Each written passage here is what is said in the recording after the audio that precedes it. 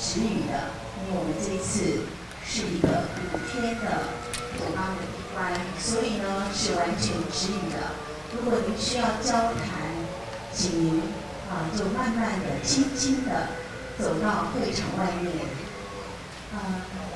Overseas Lama friend from Iran, Japan, Hong Kong, all over the world will come, and we need to keep silent in this retreat place. So please keep silent. If you need communicate with each other, please silently go outside to communicate. Because this is very, very auspicious retreat. So we need to totally keep silent in this retreat place.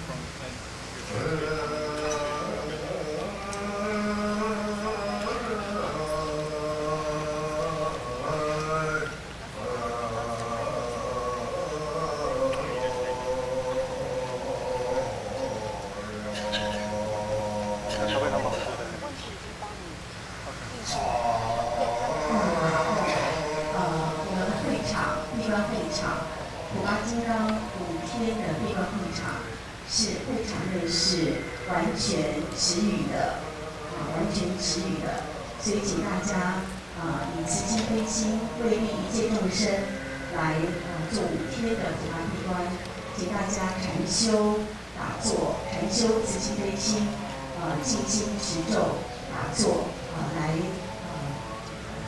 准备我们等一下9点钟的上课。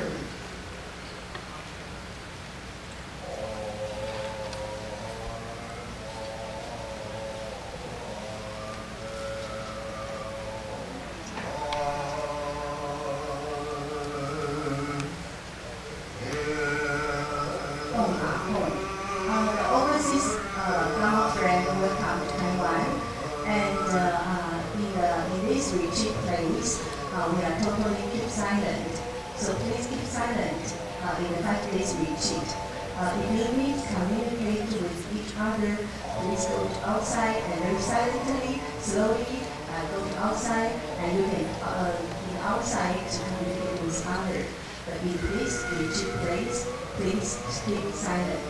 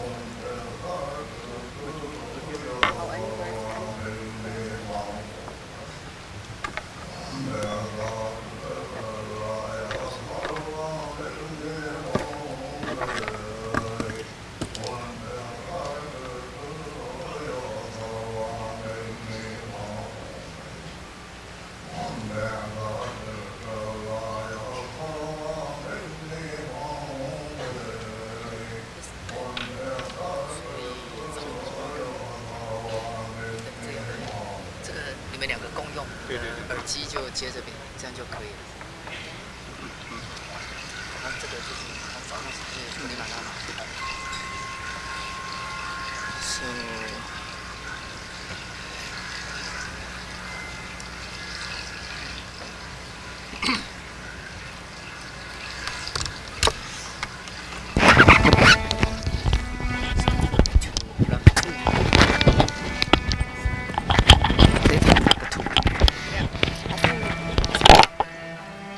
Oh, this is for FM. So I need those. Yeah, you have 3. You're superstar. Maybe I'm thinking about maybe holding it like this because they were saying it not long enough, huh? So maybe I'm not holding. Well, but I think with 2 is here and 1 is here. Oh, I see. Because then I think maybe she can hear much more clear if I hold. I don't know. On, but there's a lot of things to hold, right? Put it maybe together like this. Like this. Yeah, I think okay, right? Is it on? Test, test, test. How is it like this? Test, test, test. And how is this? Test, test, test. That's better, or is it same?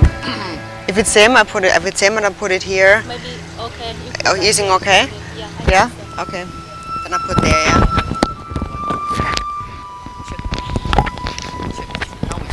Okay. I think I'm gonna.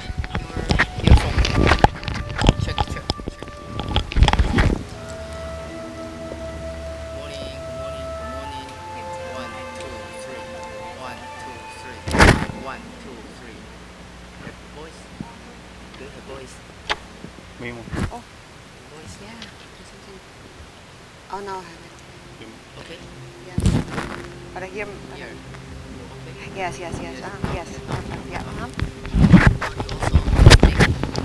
She also Okay. check. Yep.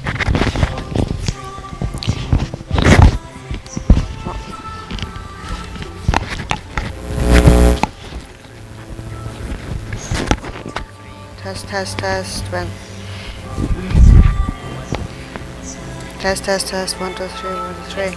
Okay. Yeah. Which one is hers? Which one is hers? That one?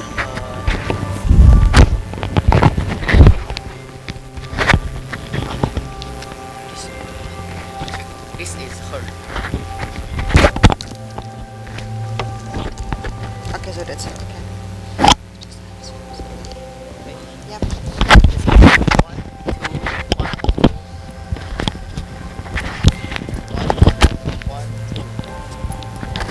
Yes.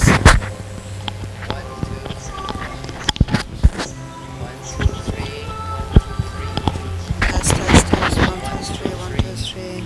Can you hear me clearly? Yeah. Okay, good. 1, 2, 3. Okay.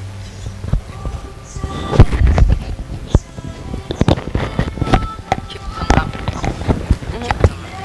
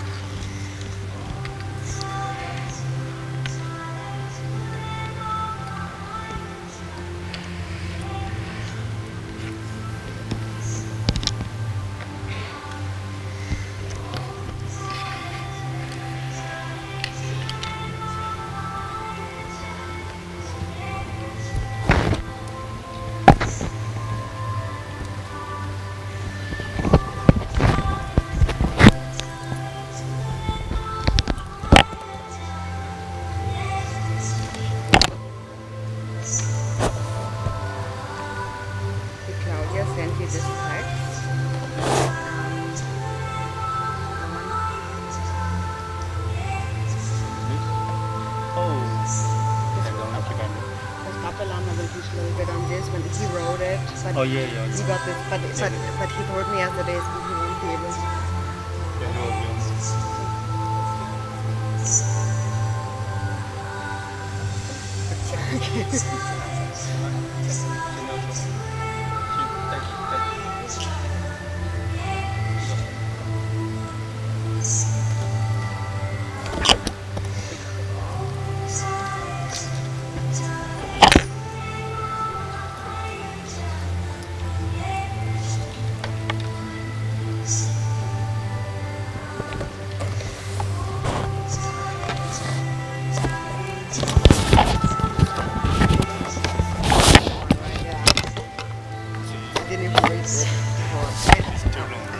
I only got it yesterday in the morning. Yeah. Didn't have the time to read just like a lot of pages. I read like 3 pages.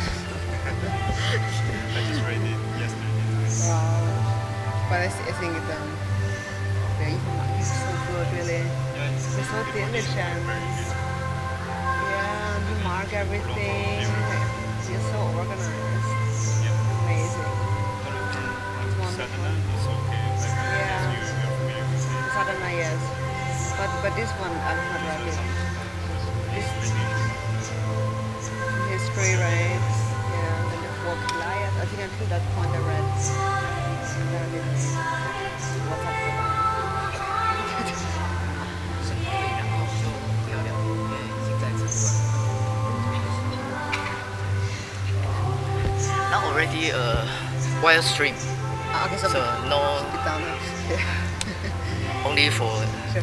teaching. Yes.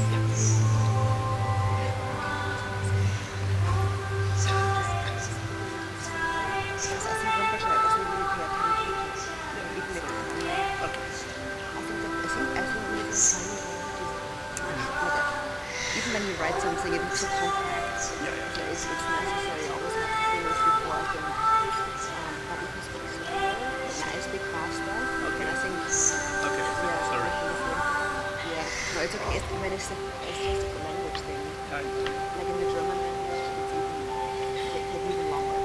Okay, speak slowly. Thank you. I was first thinking about translating some of pages into literature, but then I thought it was pretty difficult for the Oh yeah. so maybe next time for the next teacher. I mean, when she's not here, does it disturb you when I talk to somebody else? I'm just listening to them, so it doesn't matter. I guess we're here and here.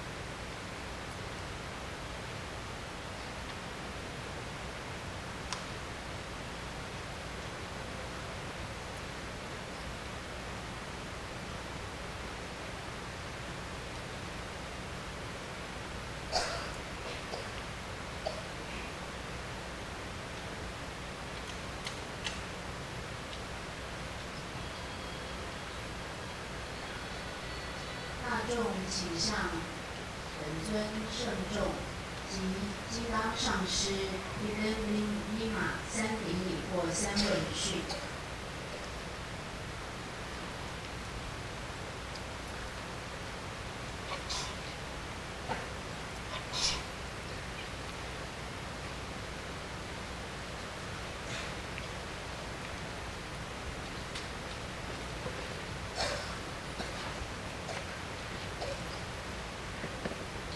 请就坐。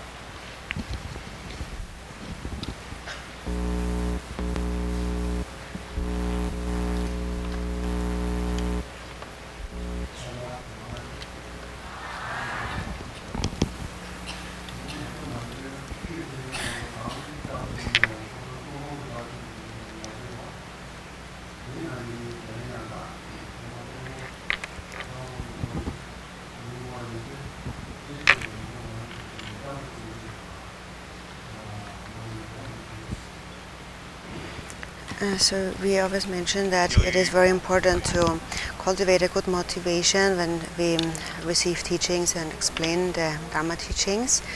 And so therefore also today we should listen to the instructions with good intention. And to cultivate this good intention, we will first recite some prayers of refuge and bodhicitta.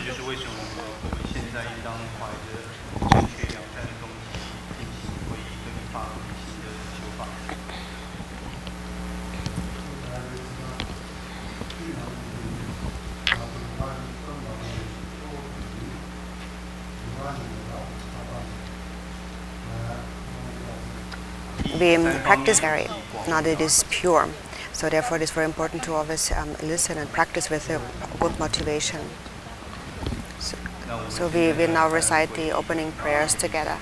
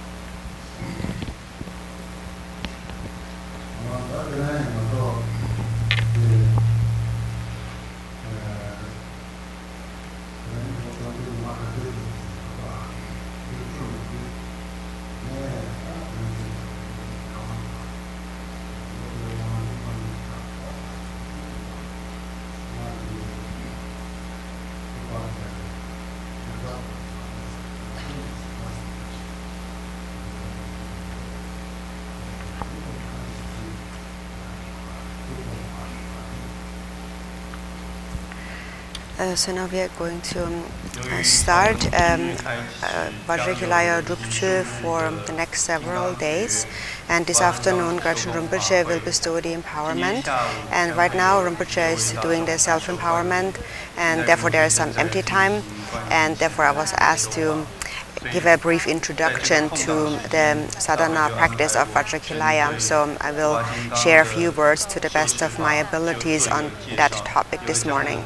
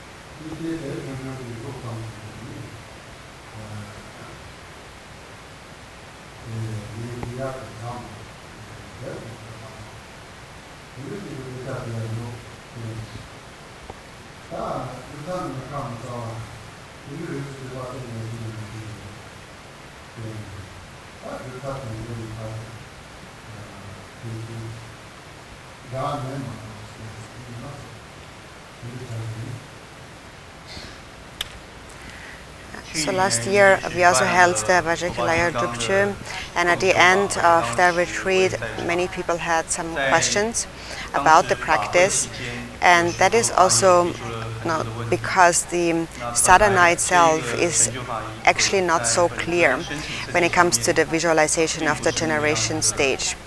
It is more abbreviated, and so therefore there seemed to be the need for further explanation on that. And following that request, I actually wrote a little book, a short instruction on the generation stage practice of Vajrakilaya, and I thought of offering that book for this retreat, but it has not yet been translated, so that's why I will just teach on what I wrote and apply these instructions to the sadhana that we are going to practice.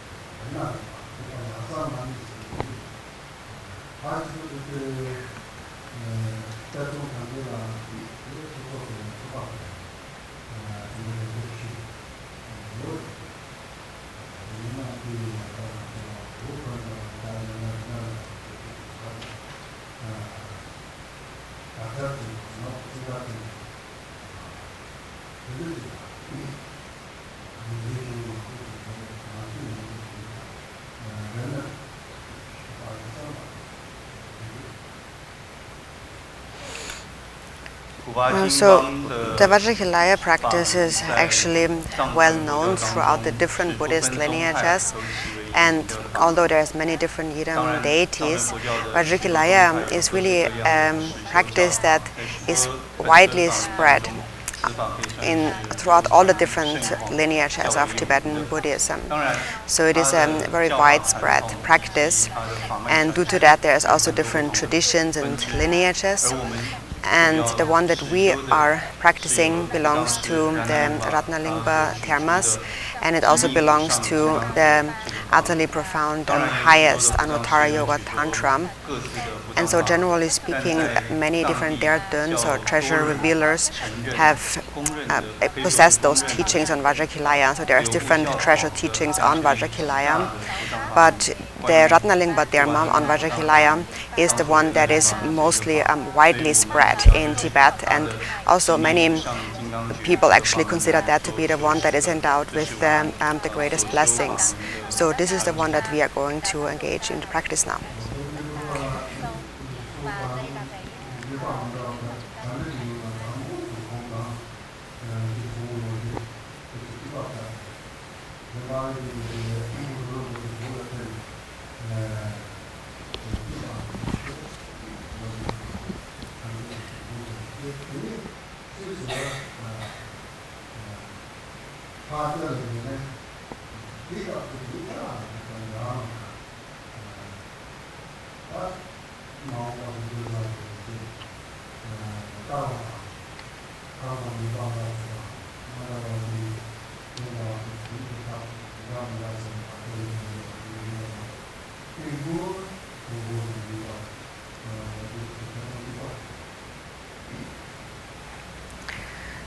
And so now we speak about different Vajrakilaya traditions and lineages, and however many there are, they all ultimately have a single source.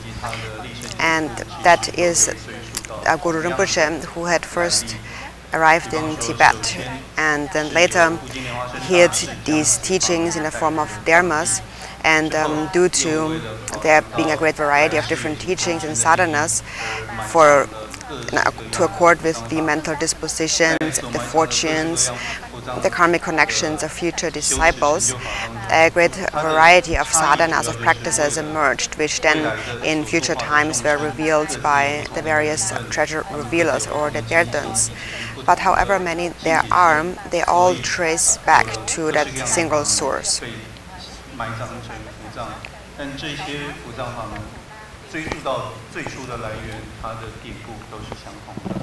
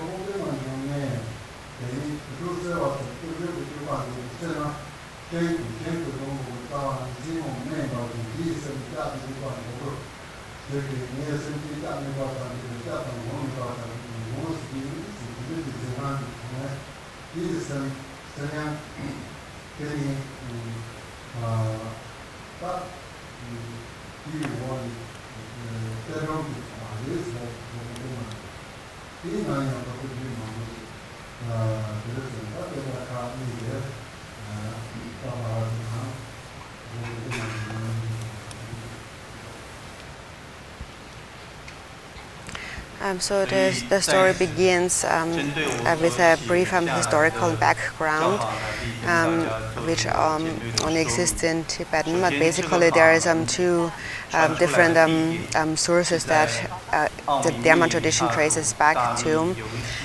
One is Prabhahasti, and the other one is Guru Rinpoche. And so it explains here how either one of them have practiced in the various charnel grounds and performed the yogic conduct there, and then expounded the teachings in those charnel grounds. And these teachings were then consequently hidden as dharmas. One was hidden in a stupa, and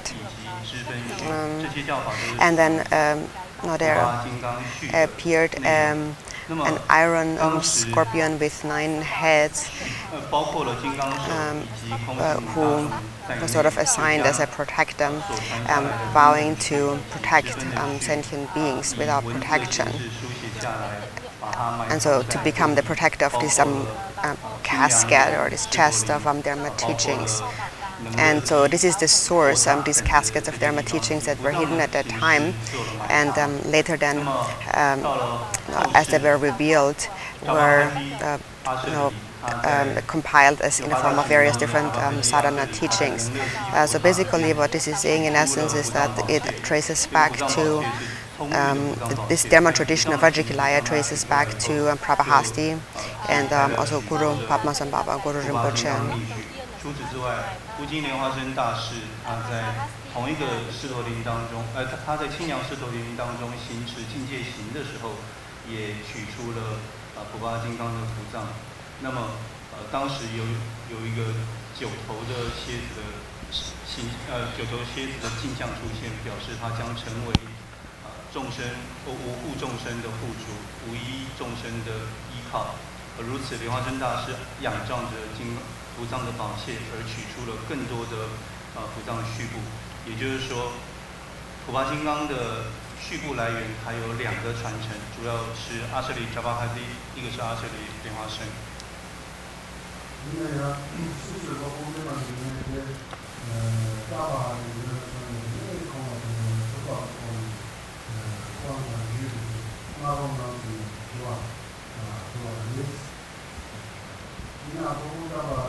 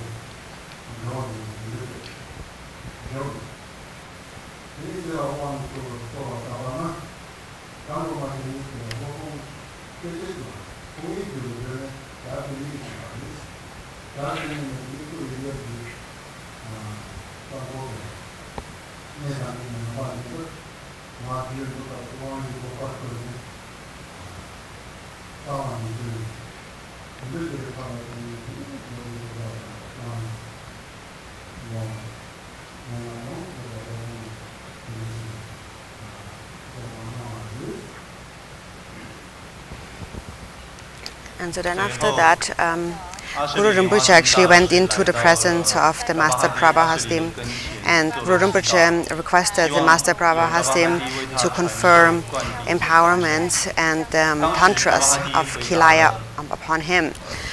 But to that, Prabhahastim responded that I do not have the confidence to share an empowerment and instructions on the tantras to you. I'm no one greater.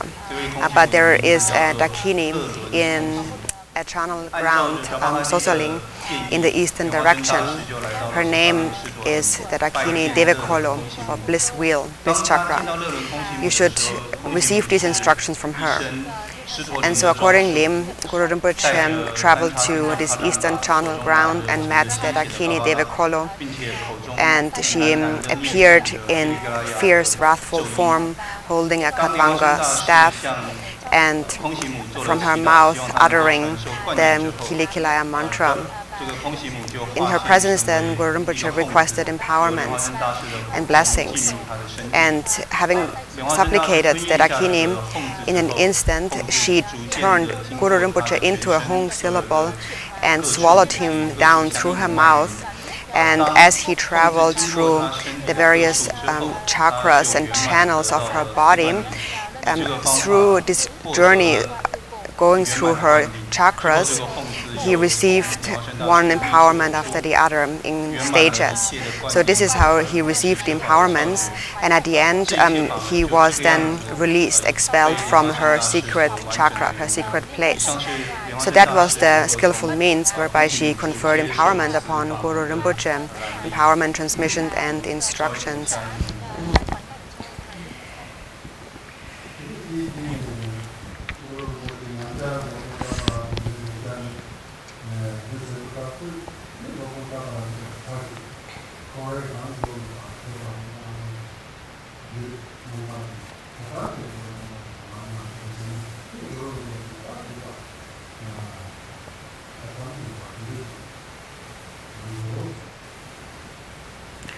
And so after that, Guru Rinpoche once again went into the presence of the Master Prabhahastim, and at that time Prabhahastim once then conferred empowerment and transmission and the tantras and pith instructions upon Guru Rinpoche, and for this reason Guru Rinpoche was then said to possess all the Vajrakilaya lineages.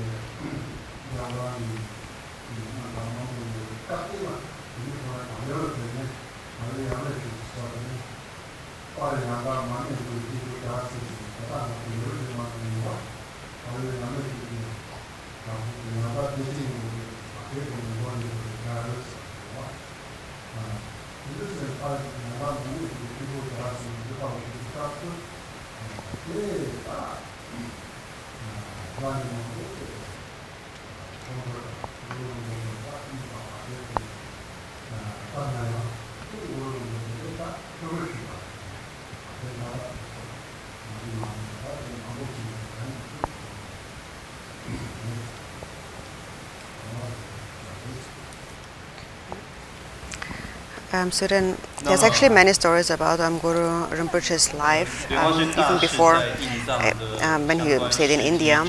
There's one story, for example, where he practiced in Nepal, in a place called Yangleshö.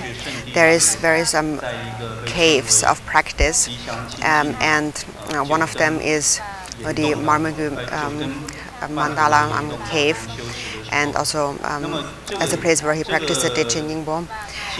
So in any case, he was in this cave. It's a very famous cave in Yangleshö in Nepal, where he practiced Vajrakilaya, and many spirits and demons came to cause obstacles and hindrances to his practice.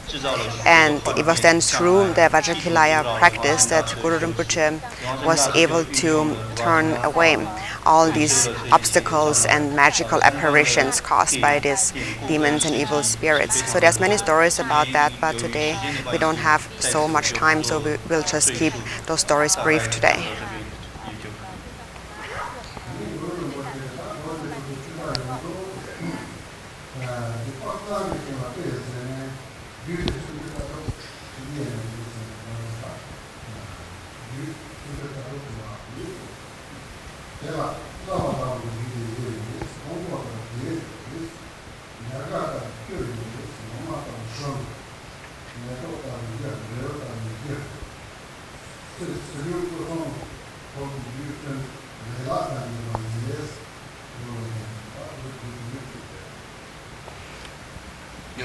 So there's a large cycle of Vajrakilaya teachings that were hidden by Guru Rinpoche.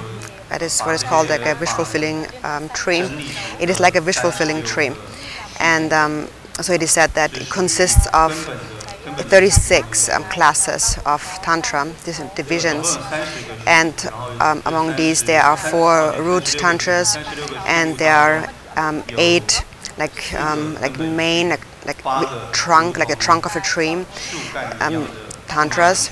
There are 10 branch tantras, and then there is 4, 3 leaves, like the leaves of a flower tantras, and 4 flowers, like the flowers on a tree, 4 flower tantras, and 4 fruit or resultant tantras. And then there is the general tantras of body, speech, and mind. So there is a great variety of different levels of tantras, divisions.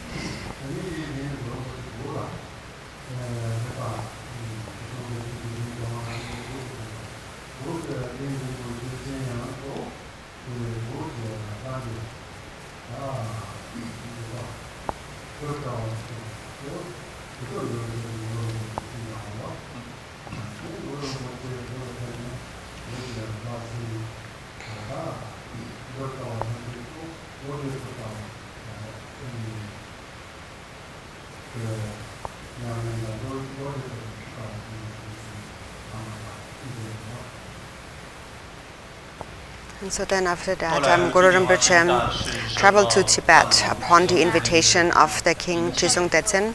And the reason for this invitation was that at that time in Tibet, there were a lot of demons and evil spirits that were mischievous and very difficult to tame. So in order to tame them, Guru Rinpoche was invited to Tibet. And the means of taming them actually was mainly through the Dharma cycle, the practice of the Vajrakilaya. So this is how all these demons and spirits were then finally bound under oath.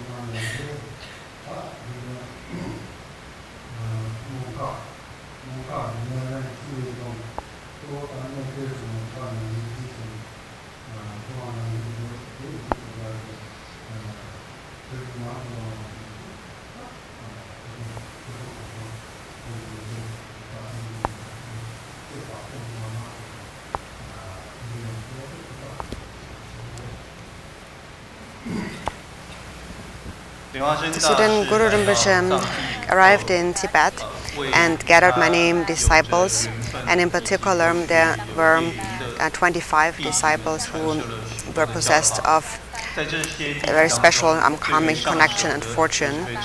And among them was the Dakini Yeshe Tsogyal, and she was the one with the karmic connection, the karmic fortune to be the main recipient of the Vajrakilaya transmission. So Guru Rinpoche bestowed all the empowerments and transmissions and pith instructions of the Vajrakilaya cycle upon Yeshe Tsogyal, and she was then sent to practice at Mongka Sengetong. So in that area, she then this cave she practiced, and having perfected, mastered the practice of Vajrakilaya, she attained accomplishment in the practice, and many inconceivable signs of accomplishments appeared. So the cycle of Vajrakilaya was mainly transmitted by Guru Rinpoche to his disciple Yeshe Tsogyal.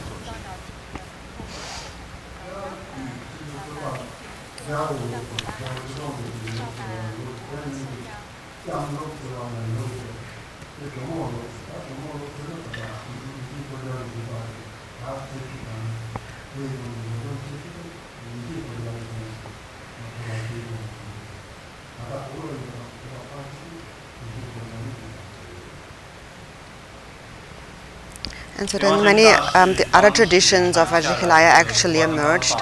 For example, there was the king tradition of Chisung Detsen. There was also the Kyam tradition, and then there was the Jomo tradition. And the Jomo tradition was the transmission he conferred upon Yeshe Tsogyal. And it is that tradition conferred upon Yeshe Tsogyal that nowadays has become most widely spread and most widely renowned throughout Tibet. So that's the principal lineage of Vajrakilaya, the one that traces back to Yeshe Tsogyal.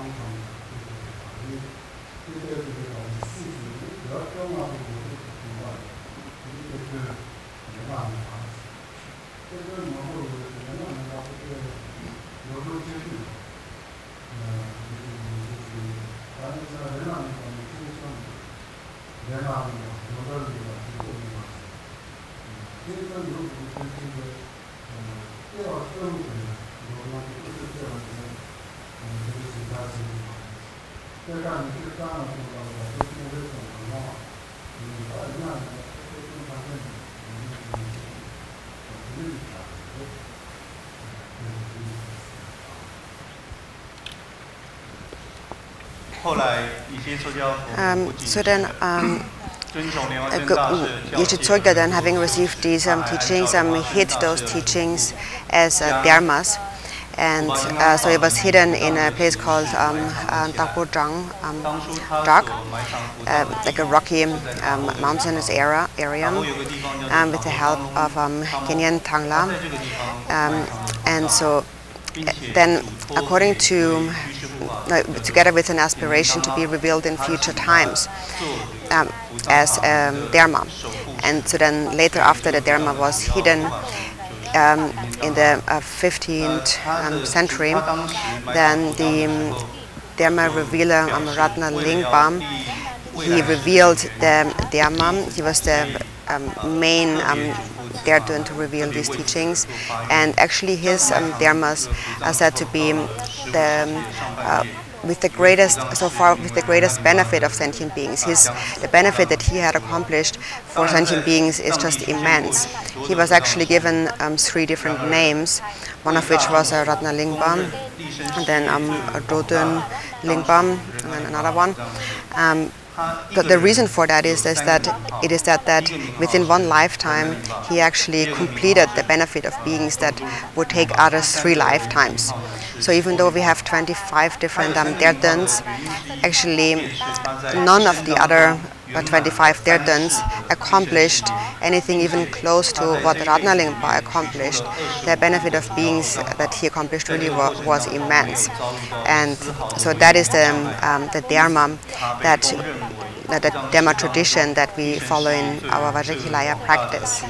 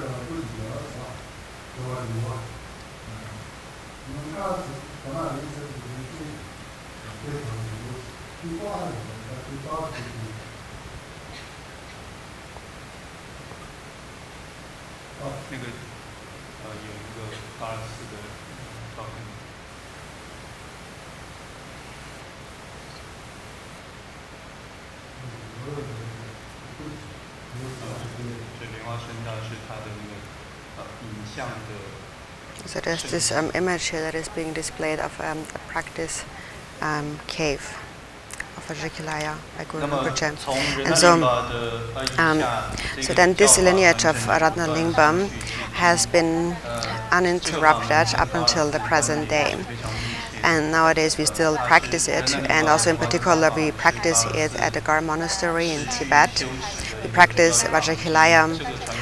We have been practicing Vajrakilaya for many generations at Gar Monastery. And also regarding the area of Gargon, the Gar Monastery, some people actually say that there is a cave there at the Gar Monastery where Yeshe Tsogyal had actually practiced and accomplished Vajrakilaya. So there's those 3 places where Guru Rinpoche had sent her to practice. One is Mongka, one is Nyering, and one is Singetong. Others claim that these places are in Bhutan, but others say that the place at Gar Monastery is like the representative of one of those places, so they're very similar. The one in Mongka seems to be resembling precisely the Mongka in Bhutan. So that is why also it is said that this is one of by some it is claimed that this is where Yeshe Tsogyal had accomplished Vajrakilaya, and so that is the image that is being displayed on the screen now.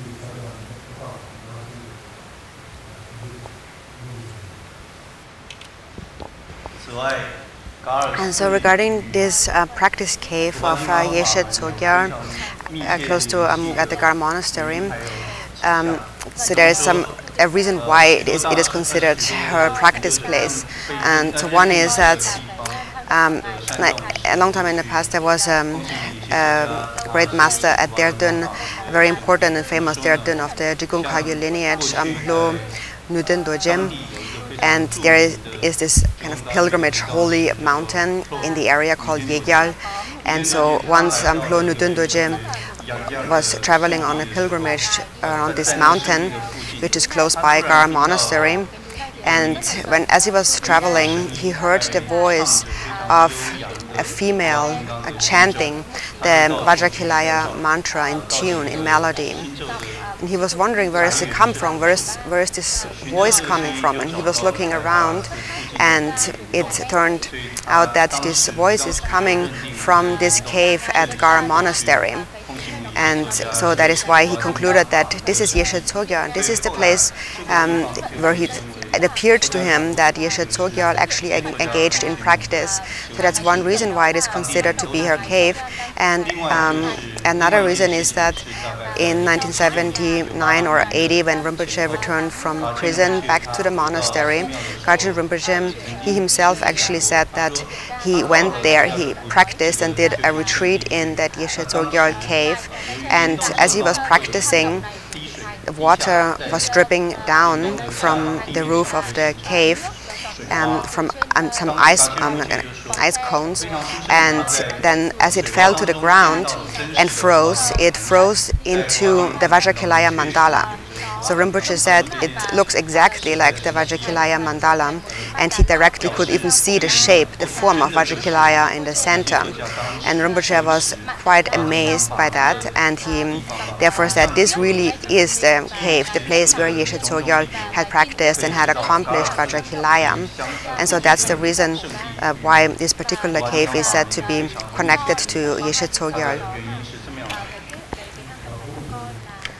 So there's an image here displayed. This is the cave where Rinpoche did his Vajrakilaya retreat in Gar monastery.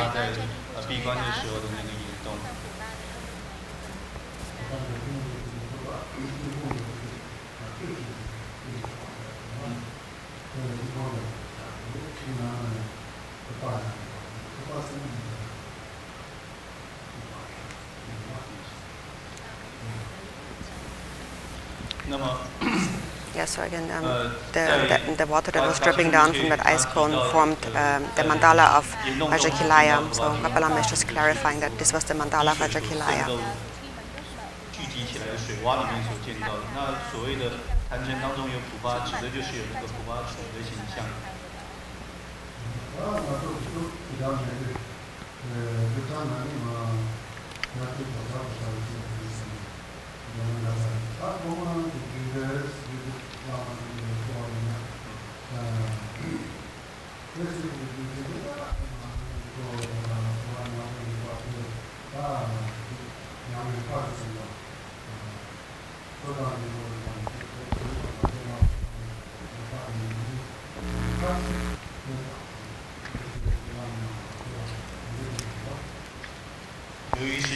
So then, since we don't have so much time, we will come to the actually sadhana practice.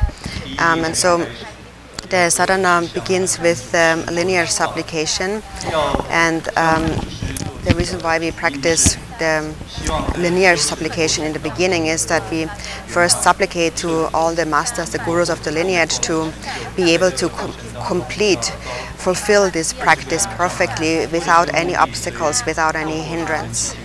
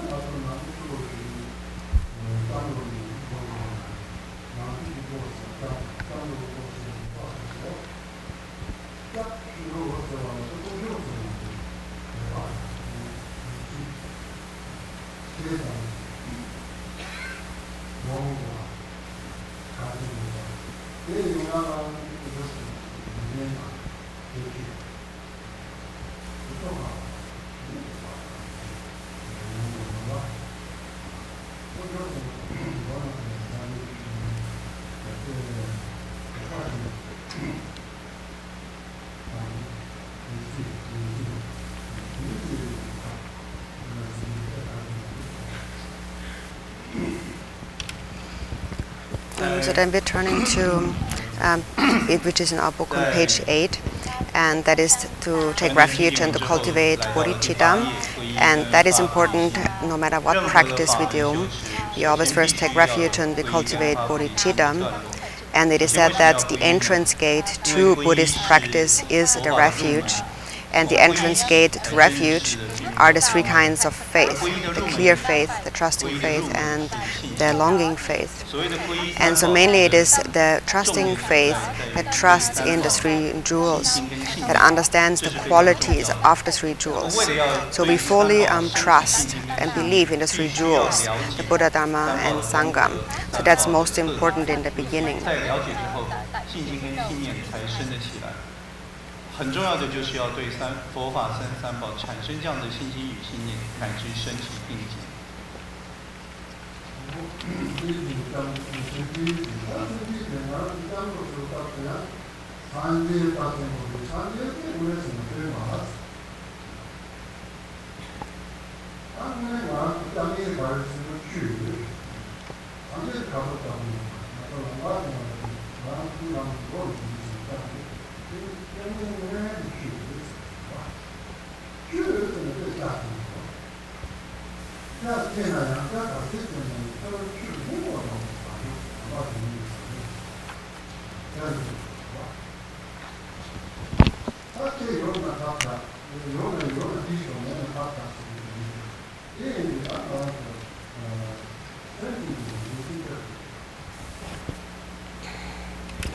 And so then next is the mind generation and motivation of bodhicitta.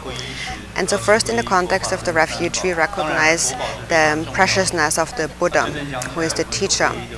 But then our actual refuge, our actual protection is the Dharma. The Buddha cannot actually do anything to take us out, to protect us. He can just show us the method, and we have to walk that path ourselves. So therefore this path, the Dharma, is our true refuge. And even though the Dharma is vast, it has really one essence, and that is bodhicitta, loving kindness and compassion. If you only have that, it is sufficient, and if that is lacking, then nothing can be accomplished. So that is most important.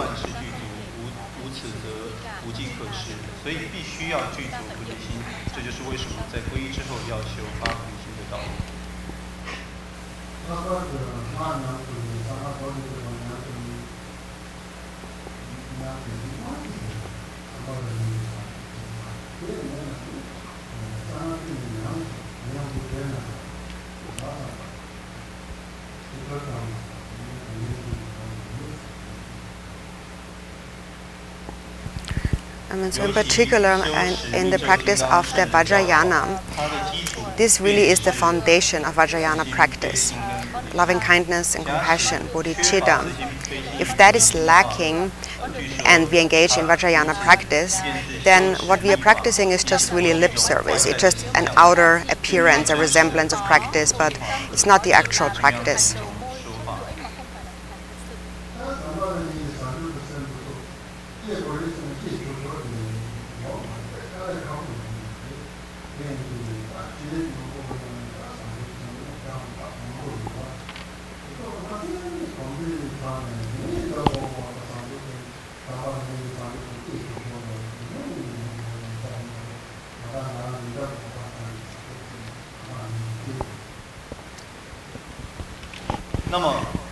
And so now bodhicitta, love and compassion, is not something that just arises because we want to. It's actually so difficult to cultivate that. It's most difficult, and that is why so many scriptures and instructions explain so many different methods to train our minds in bodhicitta. So it's something that we have to train over and over again, even before we come to this point of practice, because just by reading these words here, we won't just cultivate bodhicitta just by reading a couple of lines here. It's something that has to be cultivated, and these lines here really just serve as a reminder of that.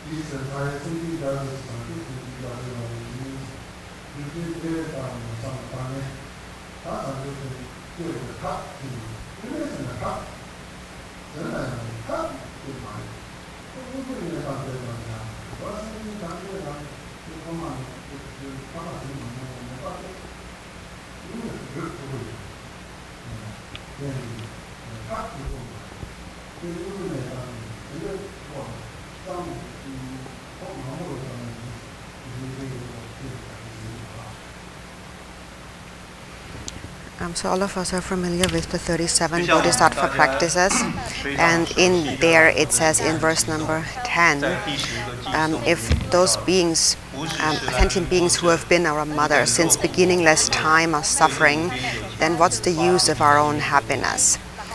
So this is how we really, in essence, reflect upon bodhicitta and cultivate bodhicitta. And that is a method of cultivating bodhicitta.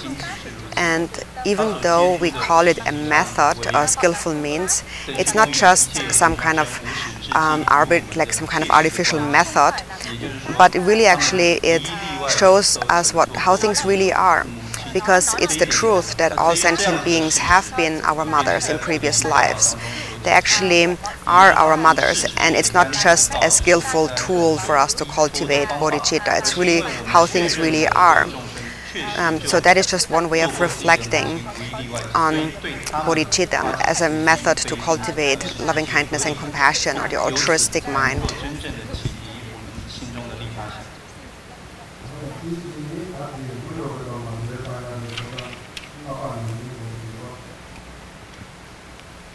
And so next comes the offering of the preliminary dharma, which is in that blue Sadhana book on page number 5.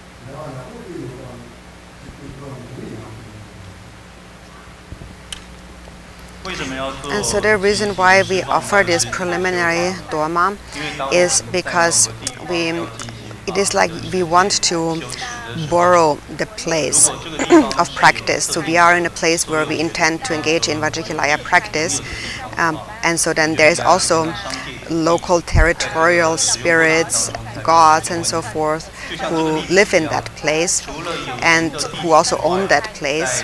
So we want to ask them not to cause any trouble, any obstacles to our practice. So we put forward this request along with a gift, which is the Dharma, requesting them to not cause any hindrances, but rather to support and provide auspicious conditions for our practice. And so in this way we start out our practice with this harmonious relationship with those local protectors and gods.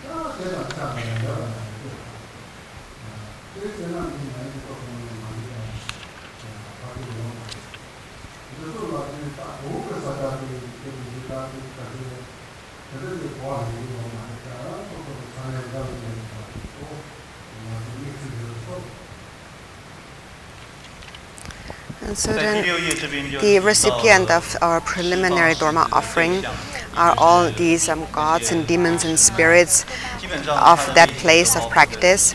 And the Sadhana mentions whole lists of different beings. And probably here in the Sadhana, this is really an exhaustive list. So it really probably lists them all. There's probably no one that is not included here. But then also we have to remember that there is different cultures in this world and different traditions and different kind of people. And for this reason, often those demons and gods and spirits are given different names. So this is just how they are called here in this context, but you shouldn't think that, oh, these are all Tibetan gods and spirits and demons and they only exist over there. But it's not true. It just we give it different names wherever we practice. So basically, wherever it is, this place possesses these various gods and demons.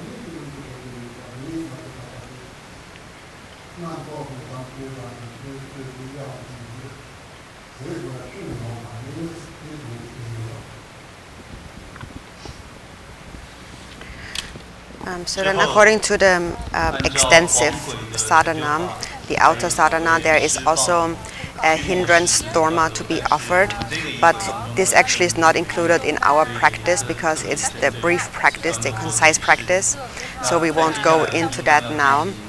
So the next thing then that happens in our practice is the establishing of the boundaries, and we establish these boundaries in order to send away, having sent away all these hindrances and obstructors and harm doers, we then establish a protective sphere, a boundary around our practice place. And actually in the outer extensive sadhana, there's a visualization of a protection sphere. Here it is not included because this is the secret accomplishment. But in the future you can read the book that I wrote, and that explains also how to visualize this protective sphere. But in any case, here in the context of the secret accomplishment practice, that is not included. And so that is because it is a secret accomplishment.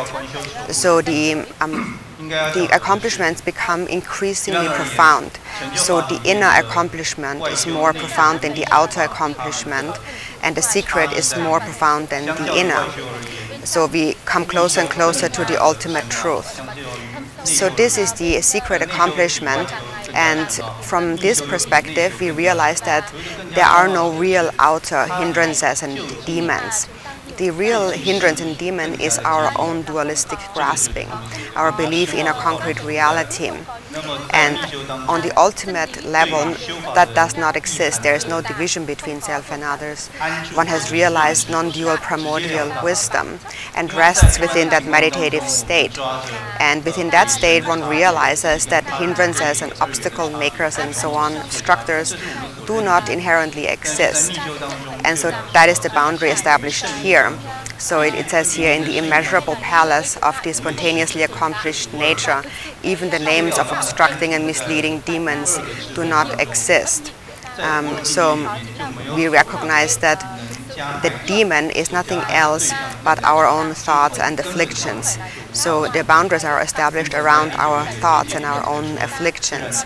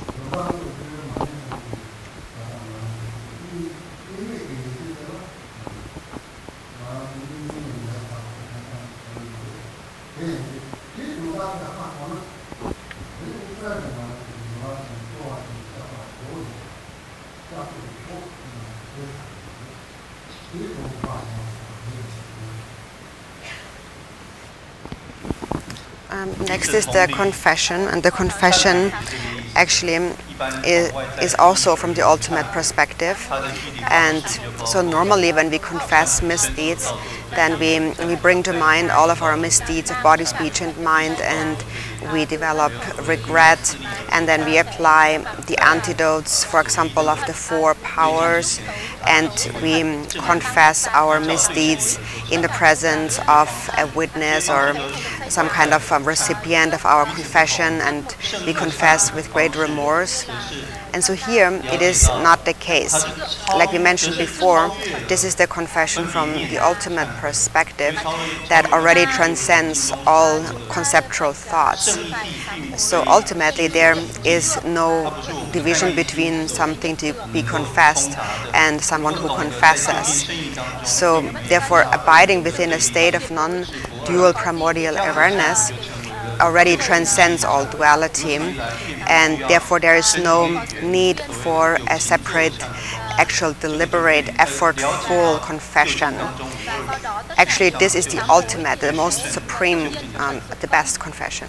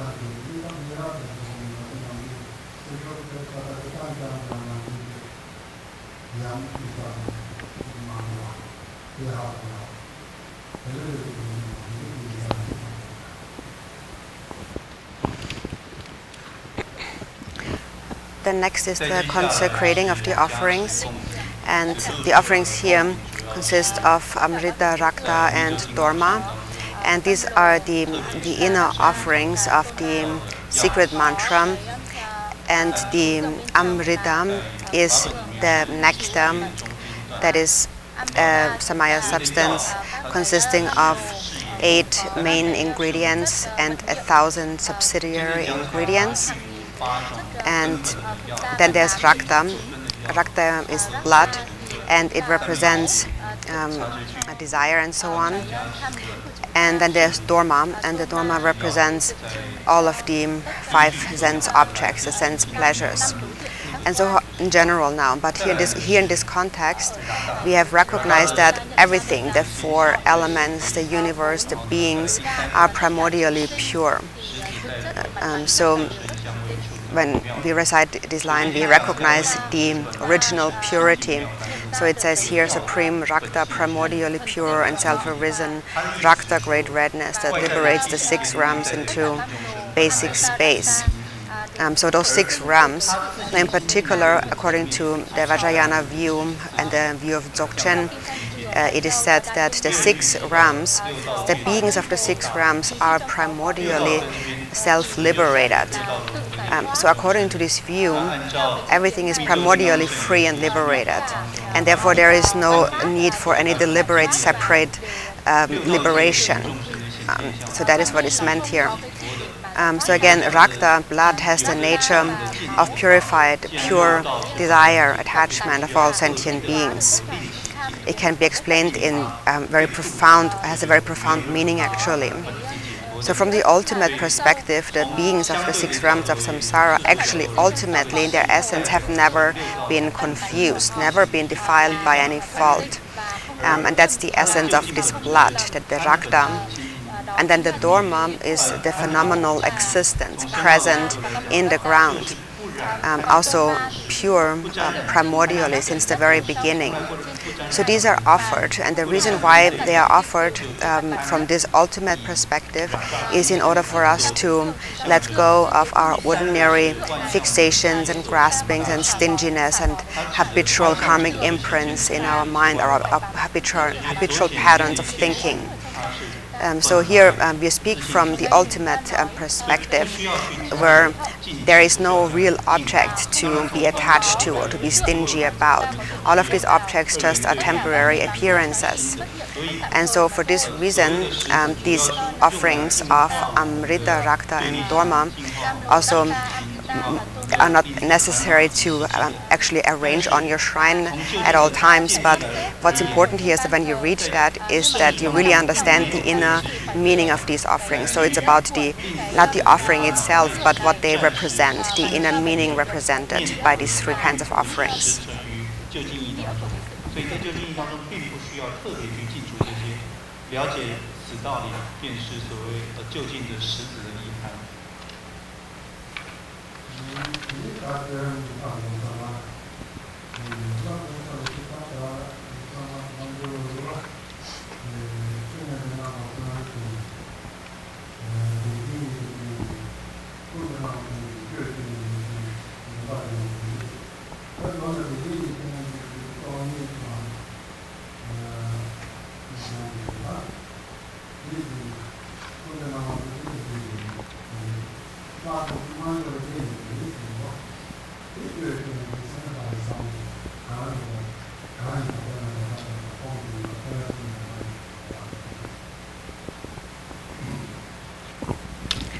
So then next we come to generating the commitment being, which is now the actual visualization of the deity.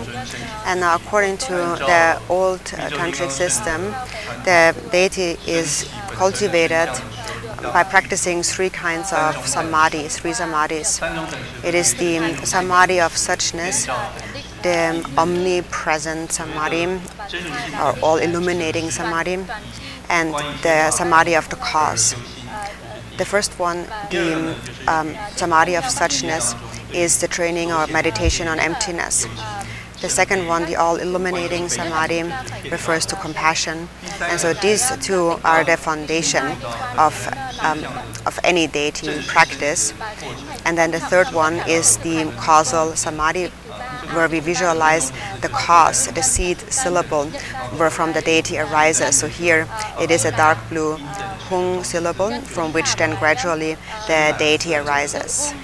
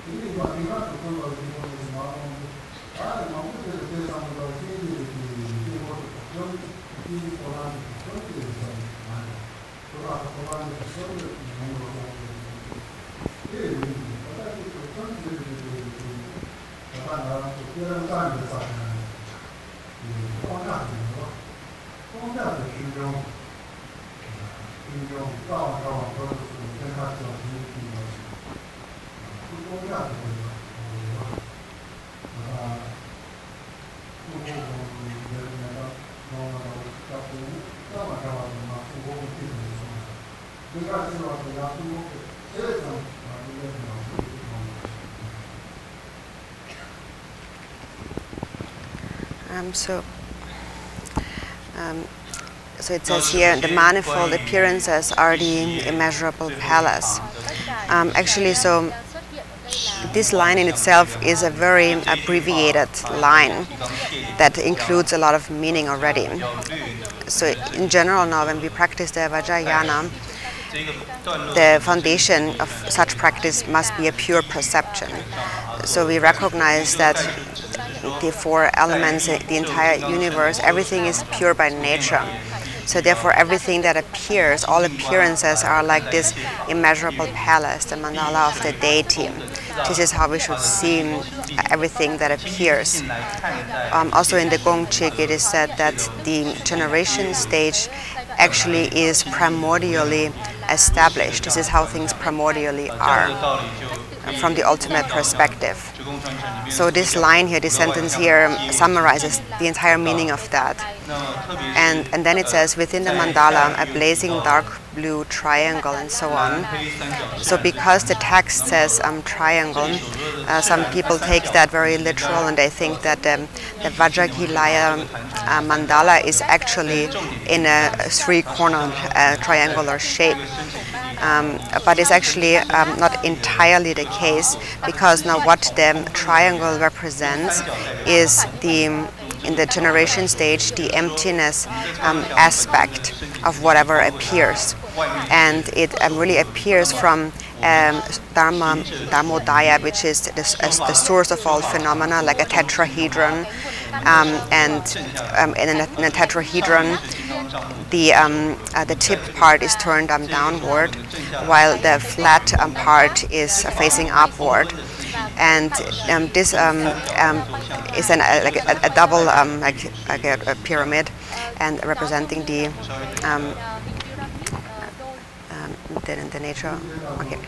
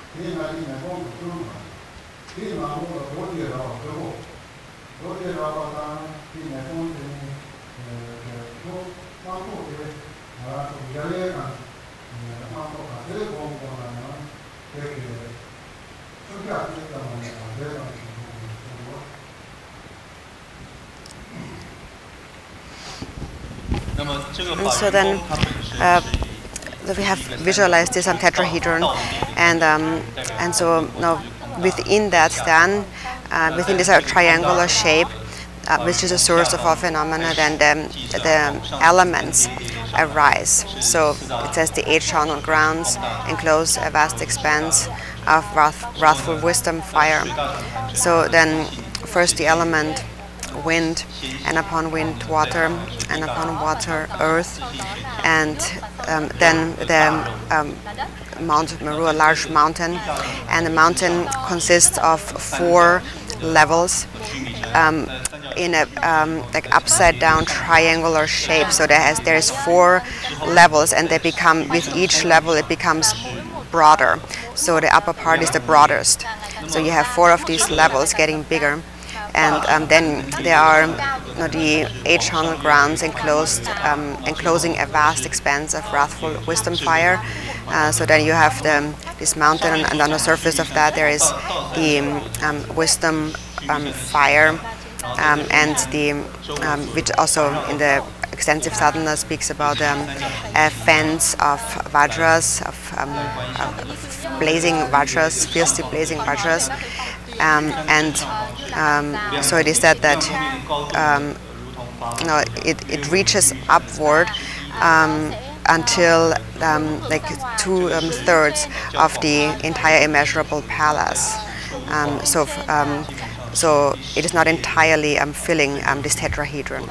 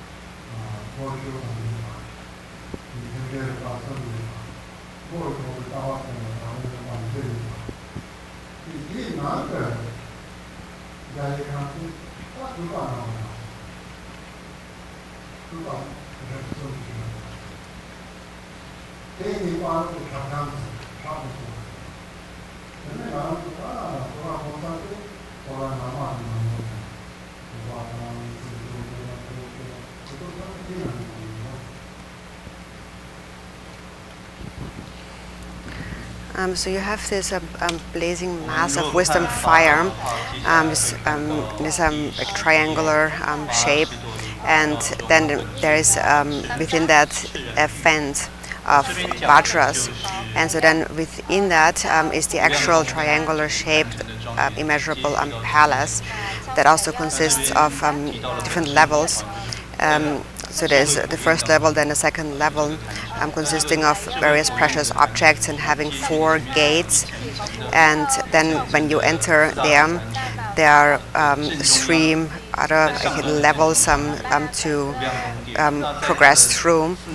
And then when you come inside, there are 4 levels of like something that is kind of something raised, so it kind of moving upwards. And then above that seat there is the immeasurable, the actual immeasurable palace, consisting made of skulls. And there's 3 kinds of skulls that make up this palace. And in between there are lakes of blood. And within all of that, in the center of all of that, this is where we actually visualize then the deity Vajrakilaya, surrounded by the 4 supreme suns and the 10 wrathful ones, and so forth. So the mandala then of deities really is generated in the innermost heart of this palace.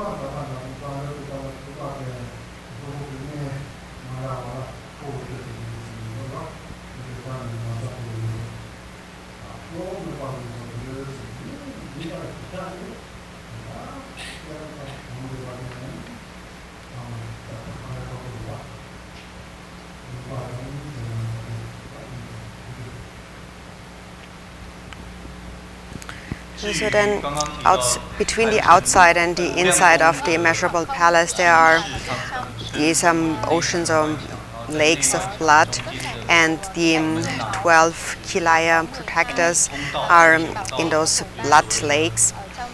And then between the outside of the immeasurable palace and the 8 channel grounds are all the retinue deities. There are 28 protective deities, powerful, mighty ones, and then there are 21 upasakas and Guineans, and then 12 Dema goddesses, and so on. And so all of these deities appear while being inseparable from the principal deity and the retinue, the principal deity and retinue. They are just like the sun rays emerging from the sun, not separate from the principal deity. And so of course it's difficult to visualize all of that, and it's enough for us now to just have an awareness that they are actually here. But now in the secret accomplishment, the main focus of visualization is oneself as Vajrakilaya, with the awareness that the 12 wrathful ones abide within oneself, within one's own body. And that is also explained much more clear in our actual sadhana. But everything aside from that, the details will only become clear once you have gained great stability in general in the generation stage. Otherwise, it will be very difficult to visualize all that very clearly. And so for this reason, for now, for us, it is sufficient if we just generate an awareness of the presence of all these deities.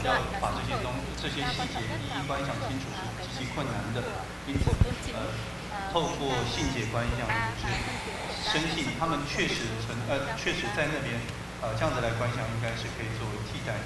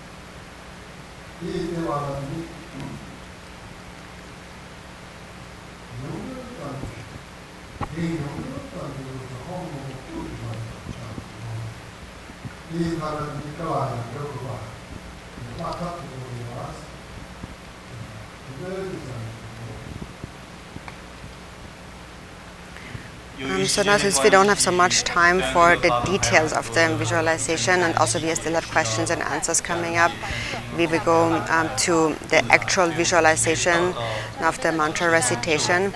And so we visualize, having visualized ourselves as the deity, then within oneself, at your heart, there is a seed of sun and moon, and on top of that is a small wisdom being the size of a thumb joint, about an inch. The wisdom being has one face and two arms, and at the heart of the wisdom being, on a sun disk, is a golden vajra standing up upright, the size of a barley grain. And at the center of this vajra, the size of a mustard seed, there is a seed, and above that is the dark blue syllable hung, as fine as a strand of hair. And that is then surrounded by the 9-syllable main root mantra of Vajrakilaya. 这个黄金金刚杵的杵心的位置，就是正中央的位置呢，大概有一个芥菜籽那么般大小，大概就是芝麻大小的一个吽字。那这个吽字呢，像是用一根毛去书写出来的深蓝色的吽字。在吽字的周围呢，则是有如同我们所念诵的耶利拉雅的这个咒语，站立着围绕着中央的吽字，如此观想。 带着这样子的观想来持诵咒语。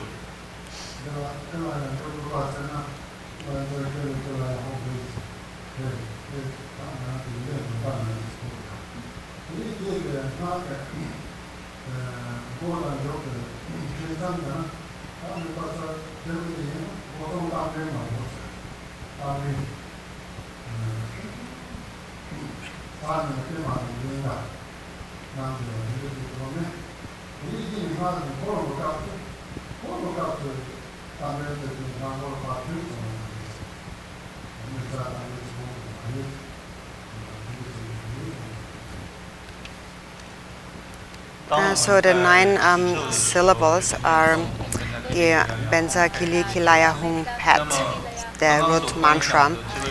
And if one is able to visualize, it is also said that at the end, which is also the beginning of the mantra, in between the first and last syllable, there is sort of like a gate, a keeping deity, a small form of higher griva, holding a lotus, and yeah. Anyways, there's a higher griva how it usually appears, and so when the mantra then begins to revolve, you think that the higher griva dissolves into the mantra string. So then, in other words, as you recite the mantra, there is no more need to visualize higher griva, because at the outset already he has dissolved into the mantra garland.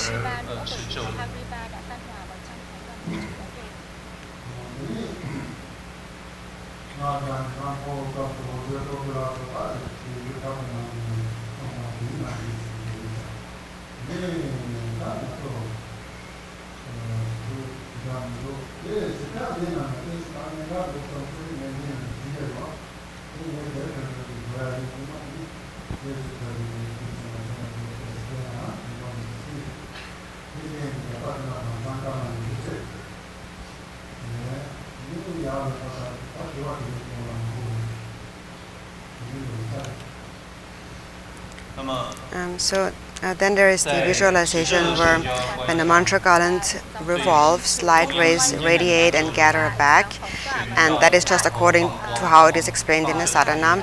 And in the future, whenever this book that I have written is finished, and I encourage you to have a look and read that book, it might be of some benefit, because it goes into much more detail.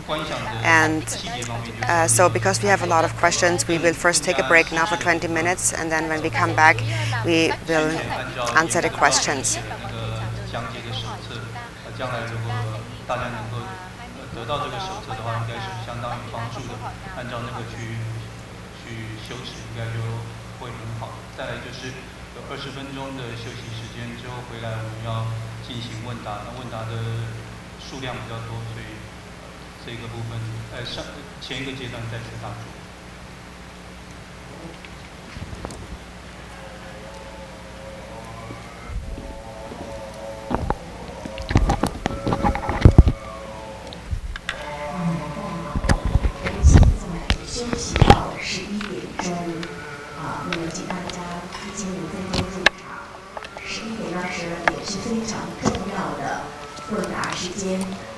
Now we have a 20 minutes break, so please keep your voice low when you open the outside door, and please back to the seat behind the clock.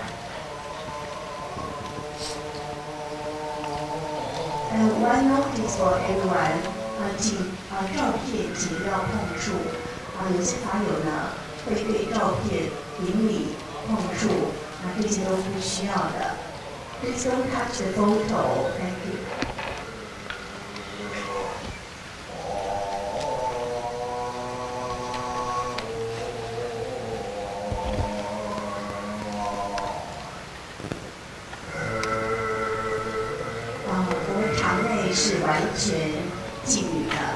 Please keep silent in a rigid place.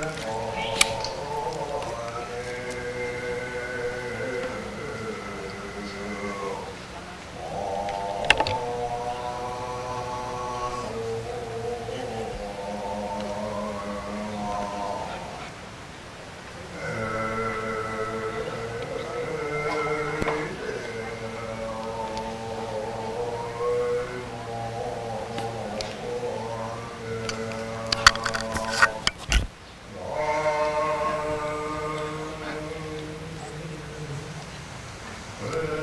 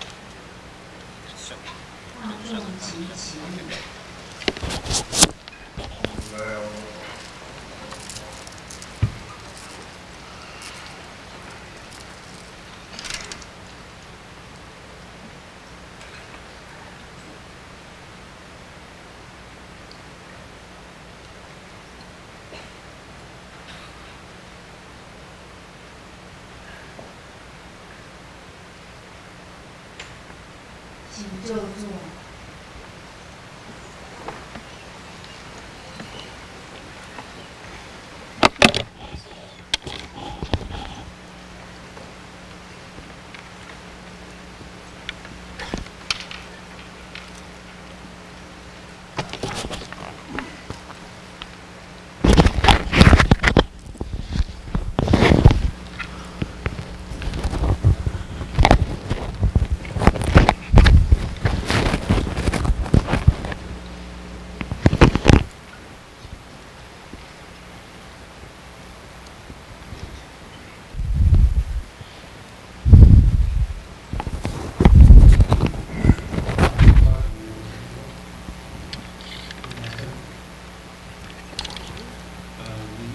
Now we have questions and answers.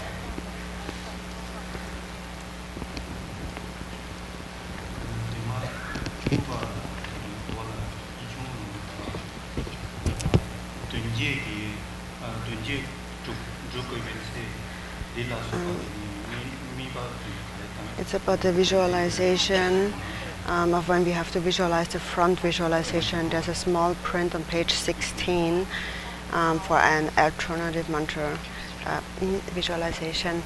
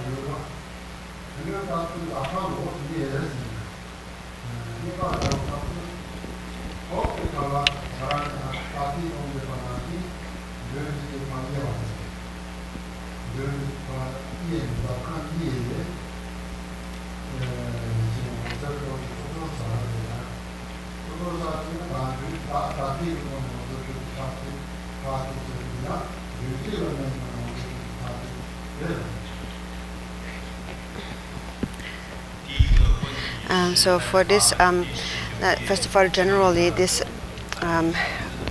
section would belong to the outer accomplishment.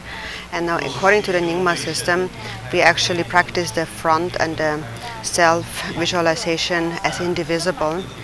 And according to the new tantric system, we practice it separately. So first there is a front and then a self-visualization, and then there is a vase visualization.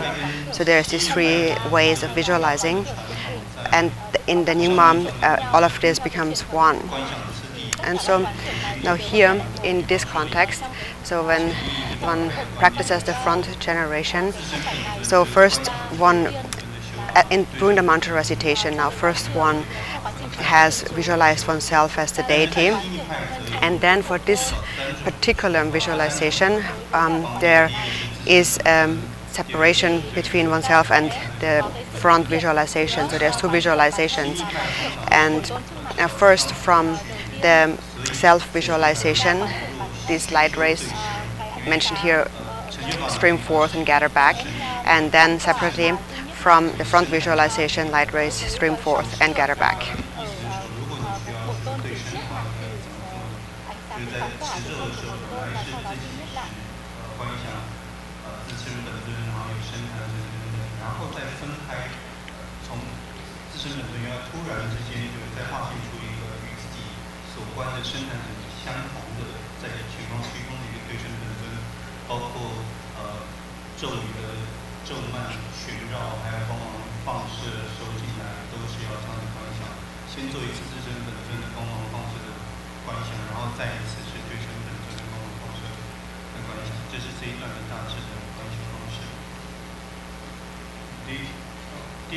第二个问题是同一段在坐默千次文，最后这一段的最后一句坐默千次文，这个千次文的意思实际上是观修空性。他说如同一般做法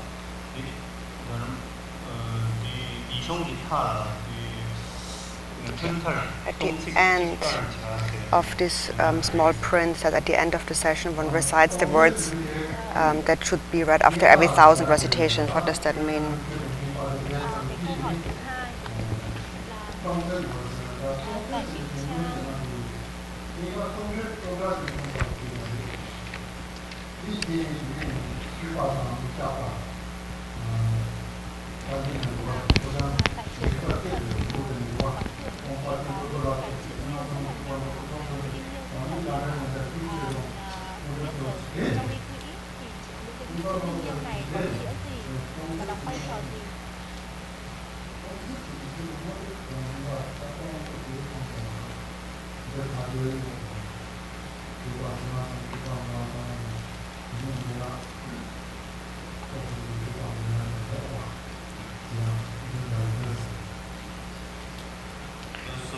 So then have that English text on page 19 here, and So, but what this 1,000 recitation here means that after every 1,000 mantra recitations, so then what has to be practiced is an offering and a confession. So we are making offerings again of Amrita, Rakta and Dorma. But what we are really reciting then after every 1,000 recitation is on the next page 20, where it says Hong, glorious great Vajrakilaya and your divine court, please come here, this one. Và sau đó là cái chữ nhỏ này là để giải thích cho cái quá trình chúng ta quán niệm.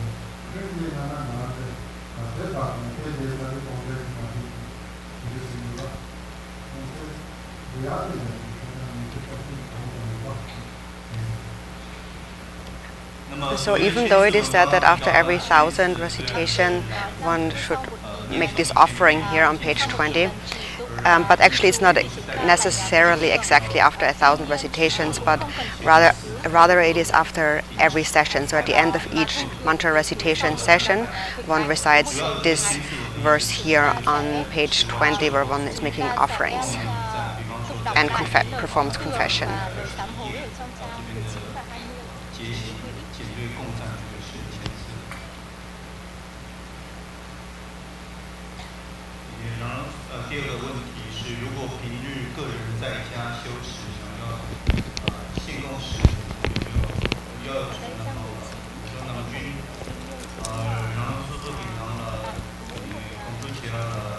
Normally, when we practice at home and offer at Dharma, so how should we do that on our own?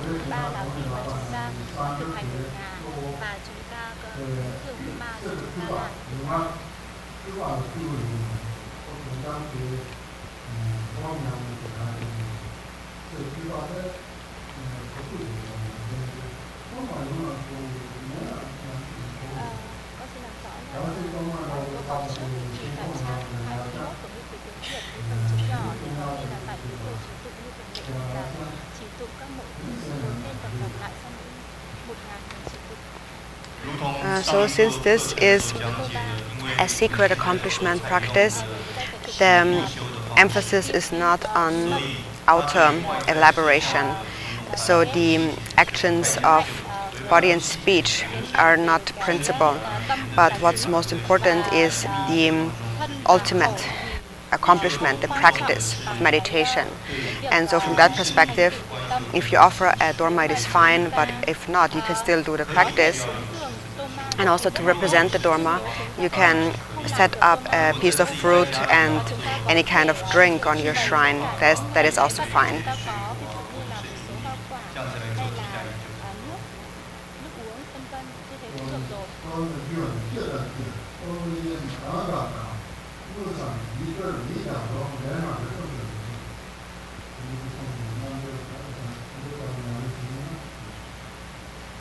And so it is said that from the perspective of a practice like this, a secret accomplishment of the highest tantras, here the material of the Dharma can be anything, it can have any shape, it can be an actual material object, or it can be something that is mentally created.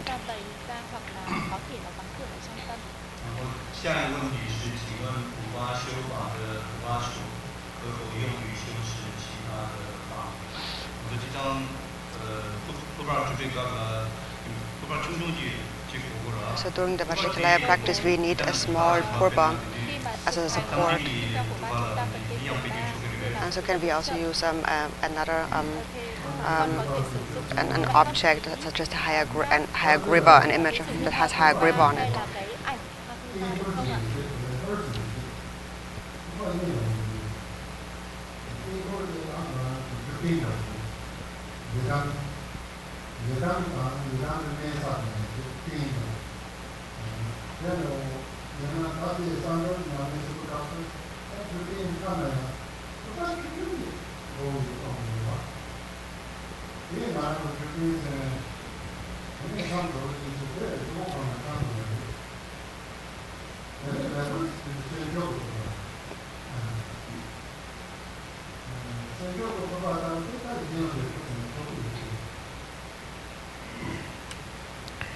So there's, in the context of Vajrakilaya practice, there's two kinds of kilaya or purbas, and one is the activity purba, and one is the support purba. And so the support purba is a support for one's actual practice. So we use it as a support or as a like a ground where the Idam deity dwells. And according to the secret accomplishment practice, it is said that the practitioner during the practice should have such a small purba as a support for one's practice. And at the end of the practice, this small purba then often is worn around one's neck or one's body.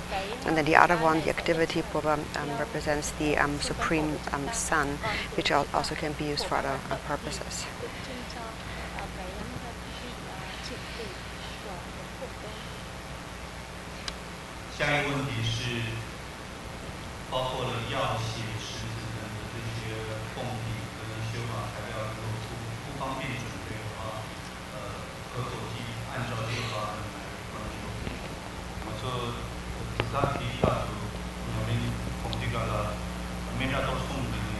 So according to this sadhana, we practically what it is? If they don't have plan prepared. Then what? So if we don't have Amrita, Rakta and Dharma, then what can we offer instead?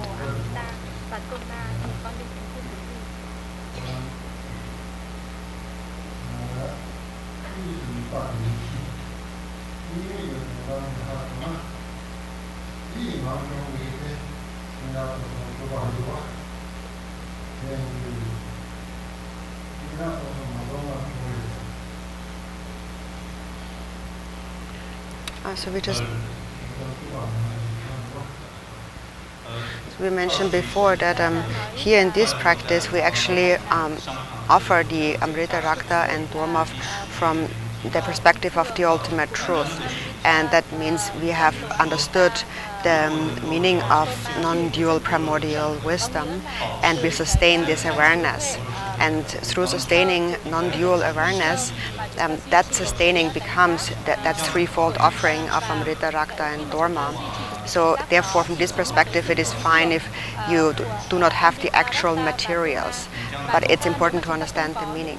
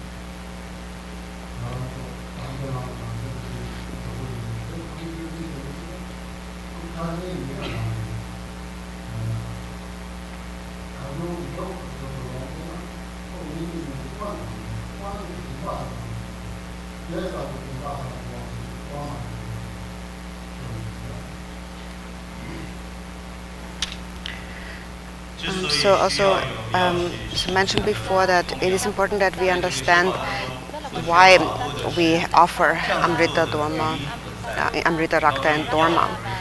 And so Amrita is nectar, and it is that the nectar that heals the disease of the 5 afflictions. And from the perspective of someone who has a high realization of the view, we call that state primordial wisdom. So that is, when you know the nature of the afflictions, then that is what we call primordial wisdom. There is no separation between afflictions and primordial wisdom.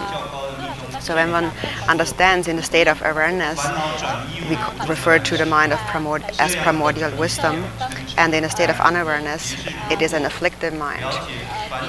So Amrita has the power to uproot or heal the illness of afflictions, and Rakta, mainly as I mentioned before, is related to desire and self-clinging. And mainly as beings living in the desire realm, we all are distracted and attached to the five sense objects, and this is why we keep wandering in samsara. According to the Vajrayana, if one enjoys any of the five sense pleasures without clinging attachment, then actually these sense objects are not necessarily to be abandoned. So in the Vajrayana, we do not necessarily abandon them. They actually become samaya substances if they are enjoyed without attachment. So if they are enjoyed within a state of no desire, that is content with whatever comes one's way, then there is no need to abandon anything, any sense object. What needs to be abandoned is not the object, but the clinging attachment. So this is the meaning of the Amrita, Rakta and Dharma that we should gain here.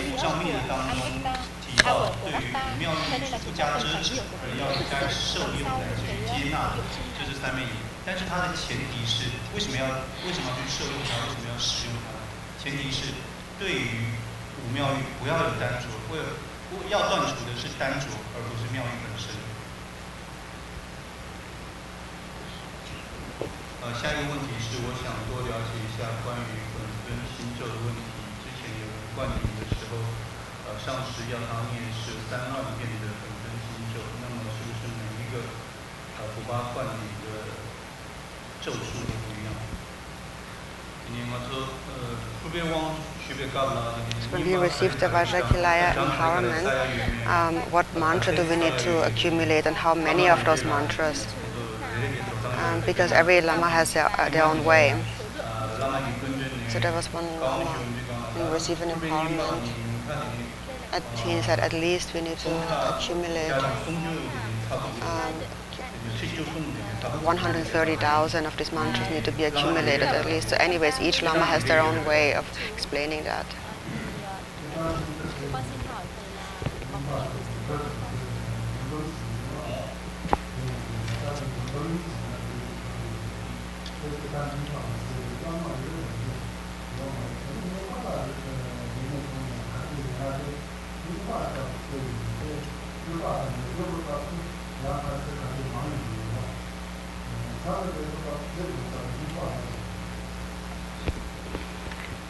So there is a certain number of mantras that is to be accumulated, that is a kind of a set number, and normally we recite 100,000 for each syllable. So however many syllables you have, you multiply that by 100,000. So it's not about, there's no difference in the Lama. It's not every Lama has a different number. Where the difference might come about is actually in the approach, which is the main mantra recitation that we accomplish or practice during a retreat. There's a set number that is multiplied each syllable by 100,000. But then in the accomplishment and the application of activities sections, there are different mantras to be recited, and for this reason there might be a different number. But the approach part always should have a set number.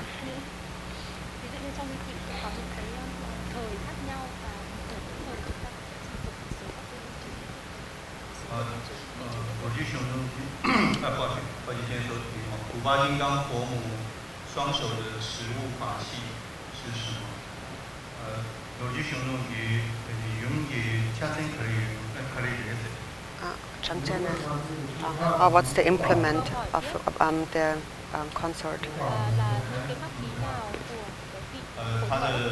It's a flower in one hand, and in the other one a blood-filled skull cup.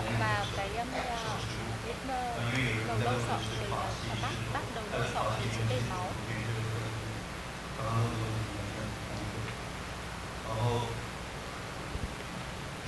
普巴金刚的修持在直供当中与直供的胜乐金刚、喜金刚或密集金刚的修持的意义上有什么不同？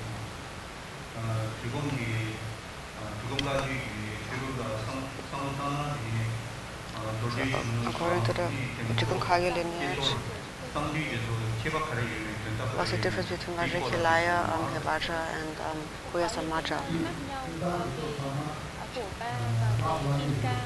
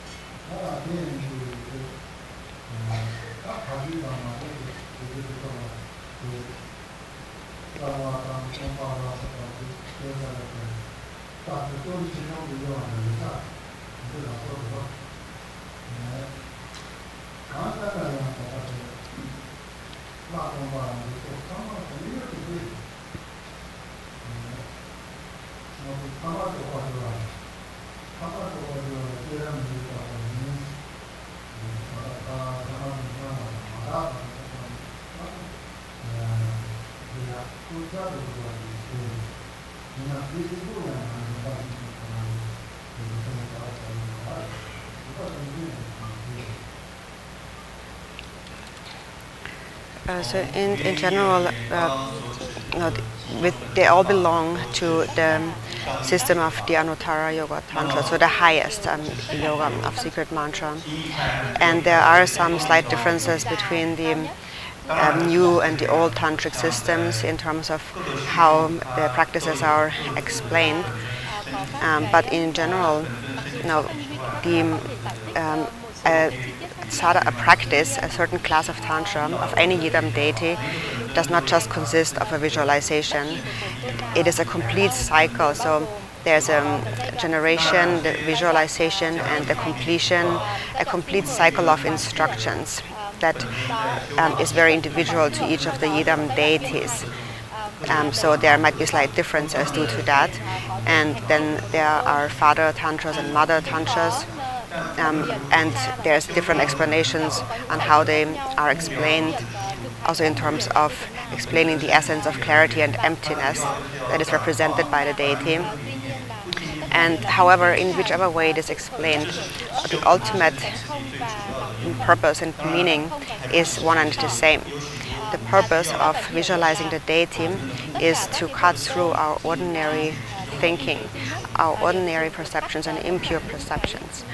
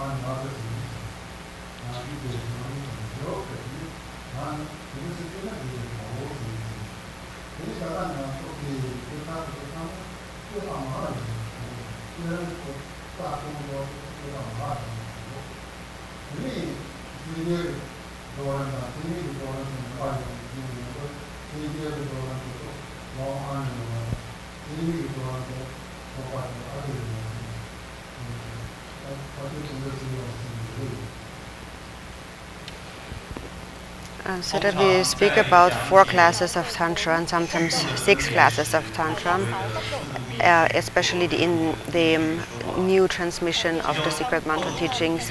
There's a count of 6, and so how the 6 are counted is that there are the 3 classes of Tantra of the highest Yoga Tantra.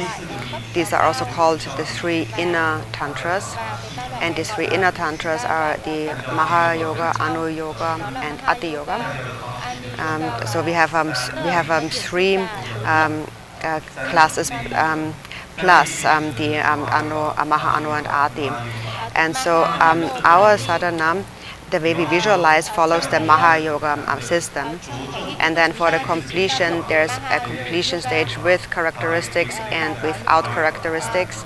With characteristics, the completion belongs to the Anu Yoga, and without characteristics, the completion belongs to the Adi Yoga or the Dzogchen tradition. So this is how the lineages are all incorporated within this one practice. Maha Yoga có một cái giai đoạn thiên thành mà không có động tánh thì nó sẽ thuộc vào Anu Yoga. 大致上从内力的角度来说，可能也是这样。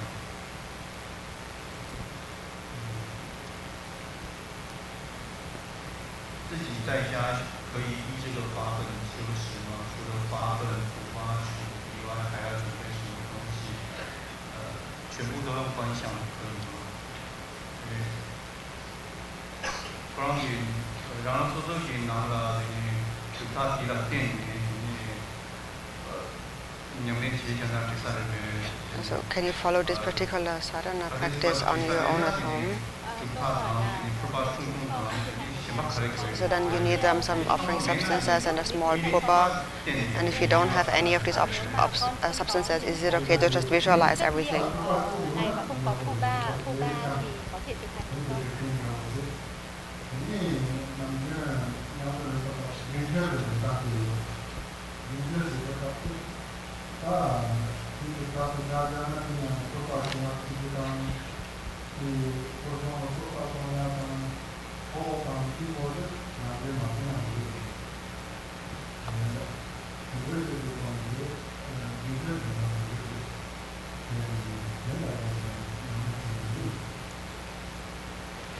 So it's also fine to practice in this way, but it would be good if you had one small kila, a purba, that you use as a support for your practice.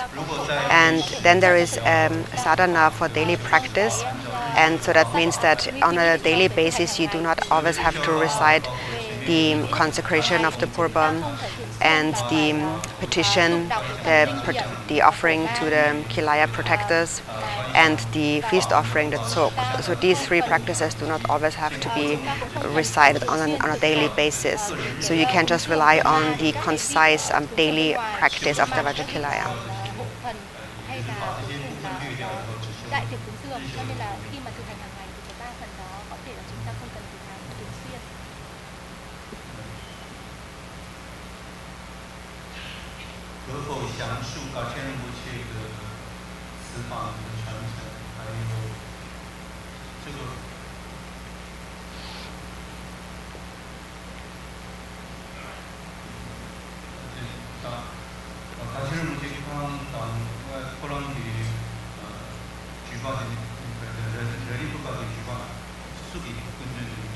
Vajrakilaya Darshan Rinpoche received the Ratnalingpa Kilaya.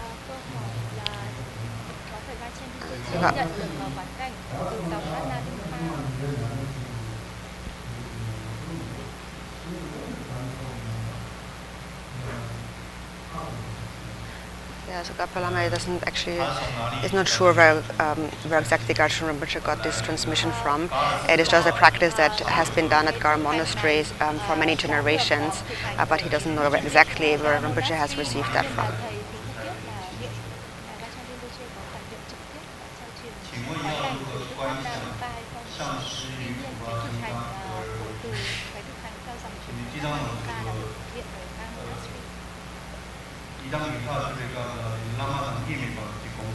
When we practice the Yidam deity, we have to practice the Yidam inseparable from the Lama. So do we have to visualize how they merge into each other, or do we just have to think that they are indivisible? How do we visualize them indivisibly?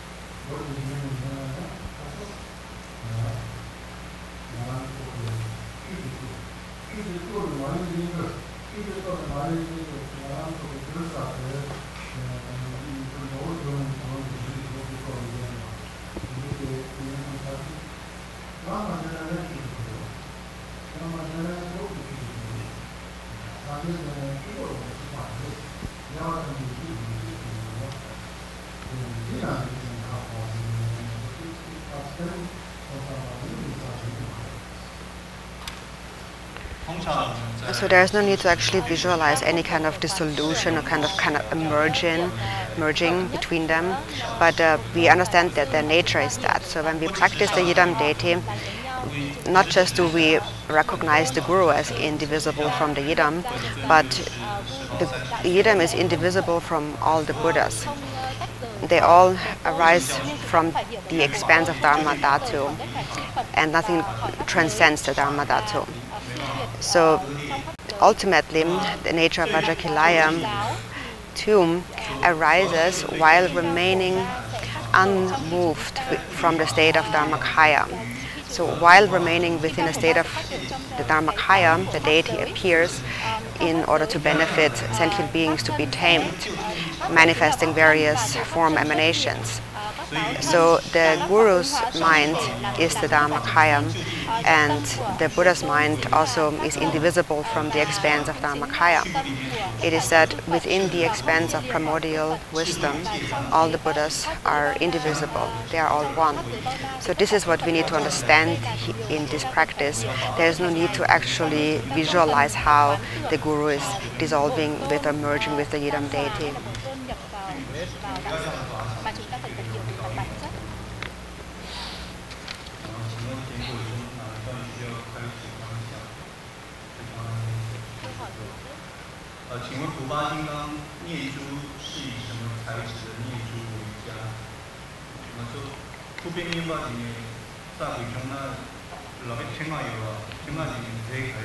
So what should be the material of the mala for Kilaya practice? It doesn't really make a difference what material it is made of.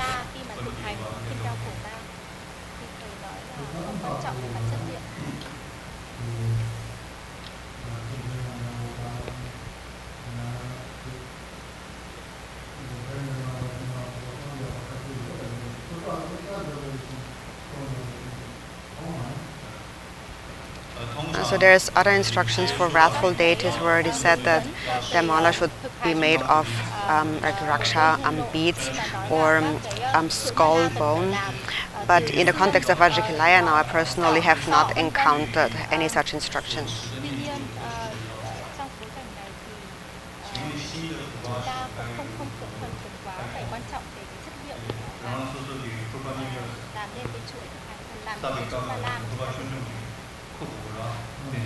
So when we practice Vajrakilaya, we need a small purba as a support. Do we need to consecrate it? Do we need to bless it? And if so, how?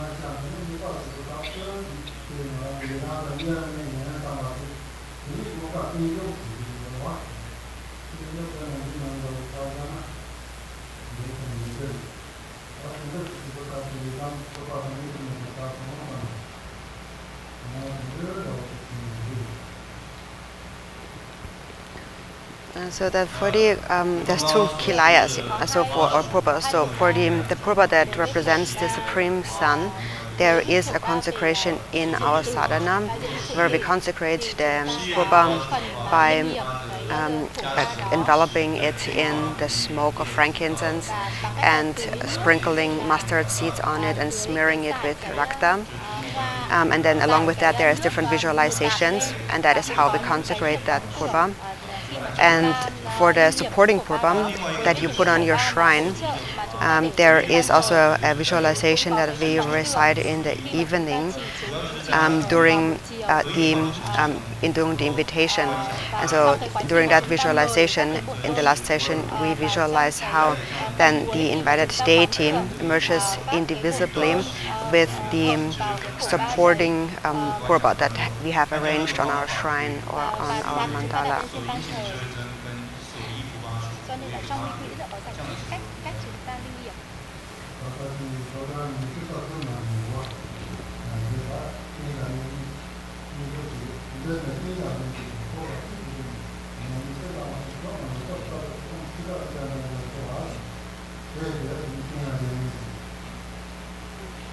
在23页发本的中段，23页这边提到，如果是要简略的修七情安住的话，他写若见与此真相俱同时，虽然住于轮回境。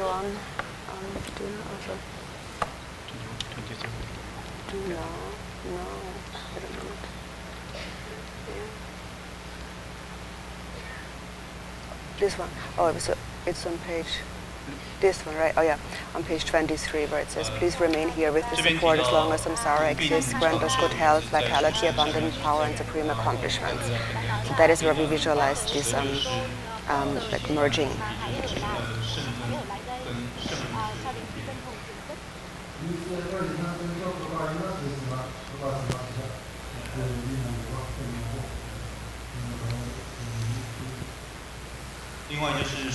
And so then for the consecration of the Kilaya that represents the Supreme Sun, there's a very extensive consecration in our sadhana.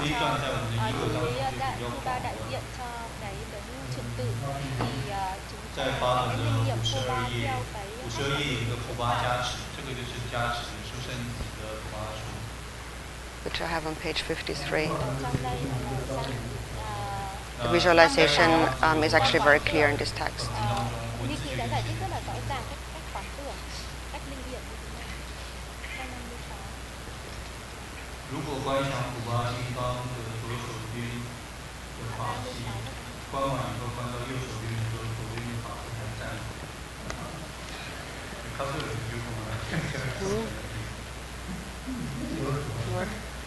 What's the question?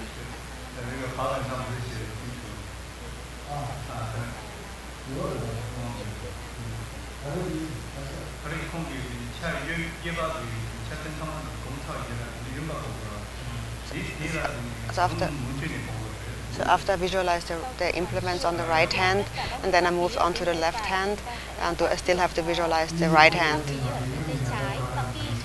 And it says, of course, so we visualize actually on the right and the left hand, the Khatvanga and the fire masses and so on, all at the same. And then the central two hands are rolling a Kilaya Purba. So all of this is visualized at the same time.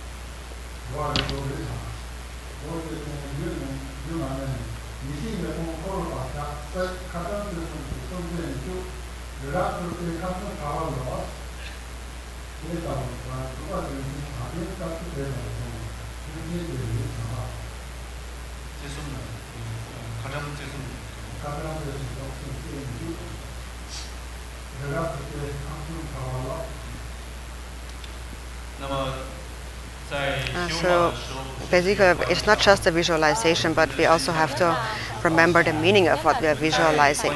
So we visualize the deity and develop like a divine pride, a confidence of being the deity, but also we have to recollect the pure meaning of the deity's implements. So for example, there's the five-pointed Vajra, which represents the taming of the 5 rams of samsara, where gods and humans are considered as one. And then the fire masses, for example, burn away the karmic imprints of wandering in samsara, and the 3-pointed Khatvanga staff annihilates the 3 poisons, and the Mount Meru Purba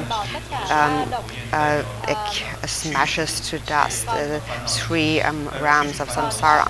So it's important also that we remember the actual pure meaning behind the symbolic visualization of the deity.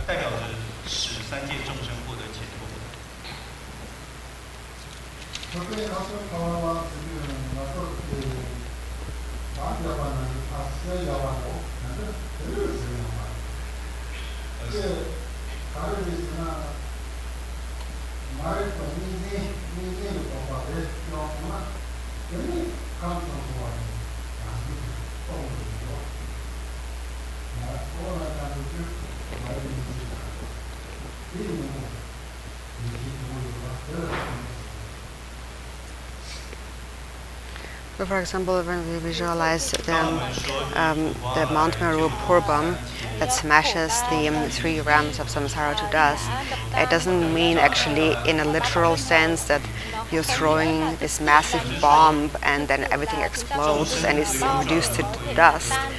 But what it really means is that when you overcome the dualistic grasping, the ignorant mind, then naturally the 3 realms of samsara will become emptied.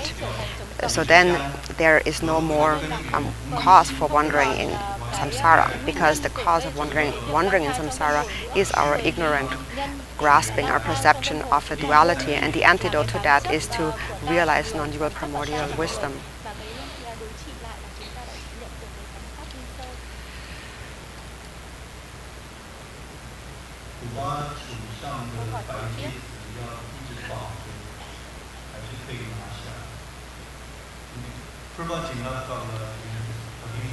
During the consecration of the Kilaya,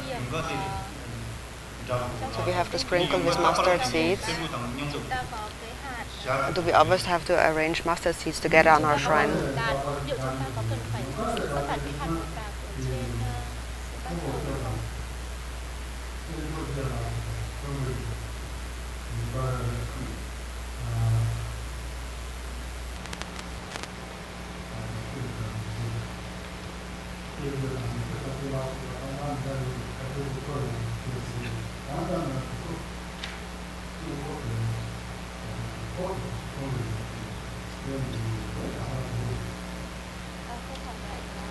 So we do need to have some mustard seeds arranged on our seed. The mustard seeds actually, the mustard seeds in general, when they are on the purba, they represent the 10 wrathful ones and the 4 supreme sons.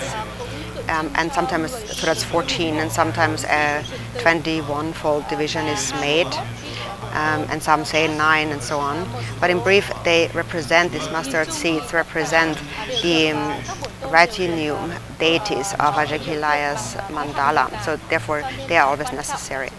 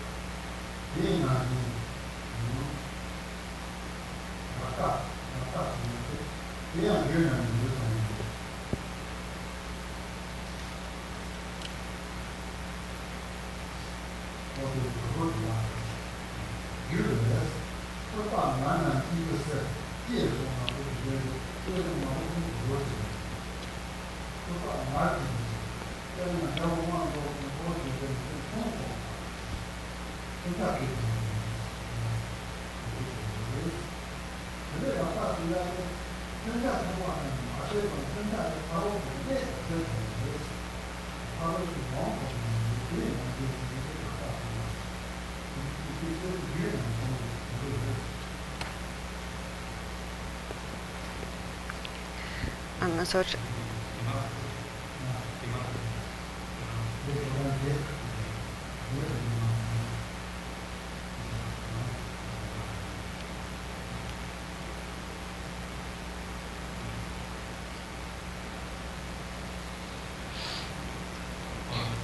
So in general speaking, when the mustard seed is generally used for sending away hindrances, but then now in the context of the Vajrakilaya practice, the reason why we sprinkle with mustard seeds, so it is said, which is also in this little text, that in the tantras it is said that the reason why we sprinkle with mustard seeds is so they represent the wrathful kings.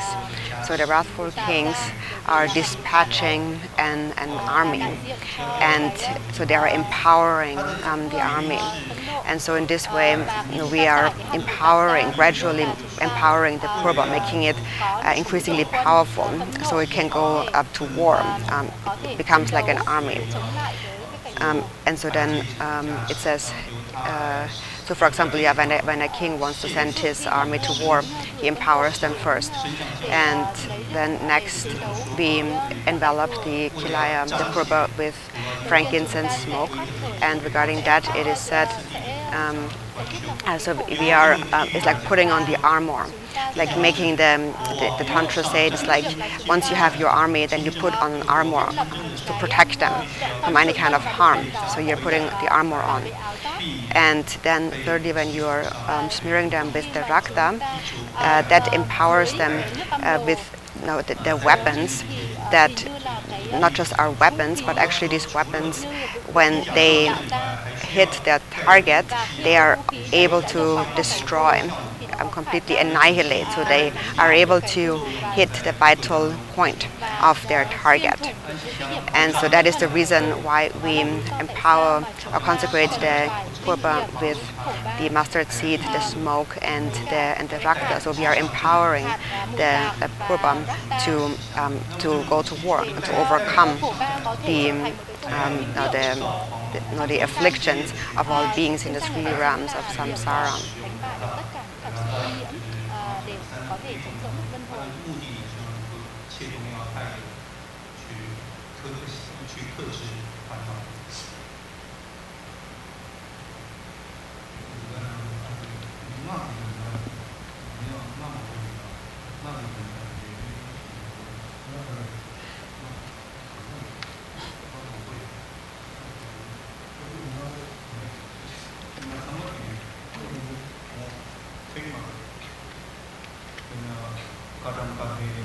So the meaning of various mantras here.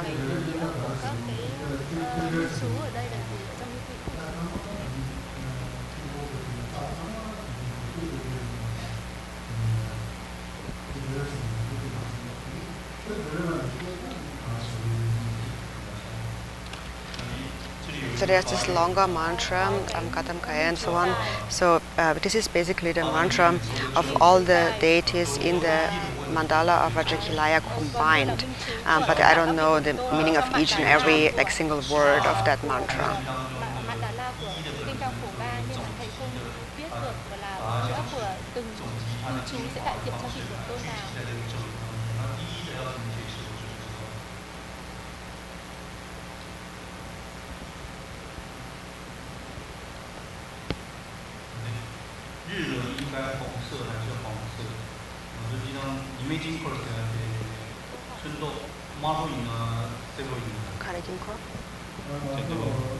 Or the sun mandala, is it yellow or is it red?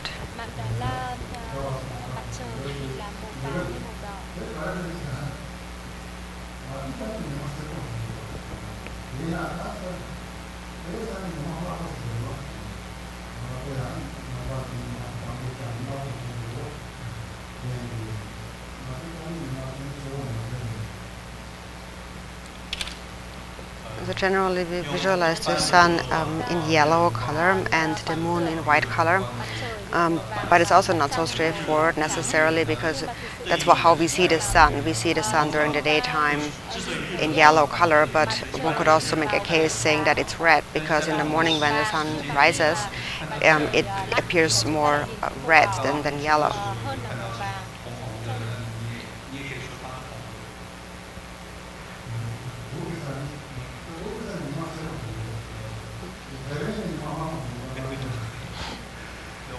In Tibet, for example, when the sun rises, actually it still appears yellow.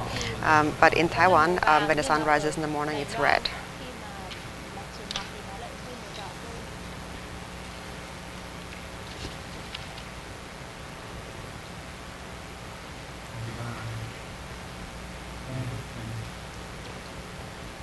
Thank you. That's the end of the questions.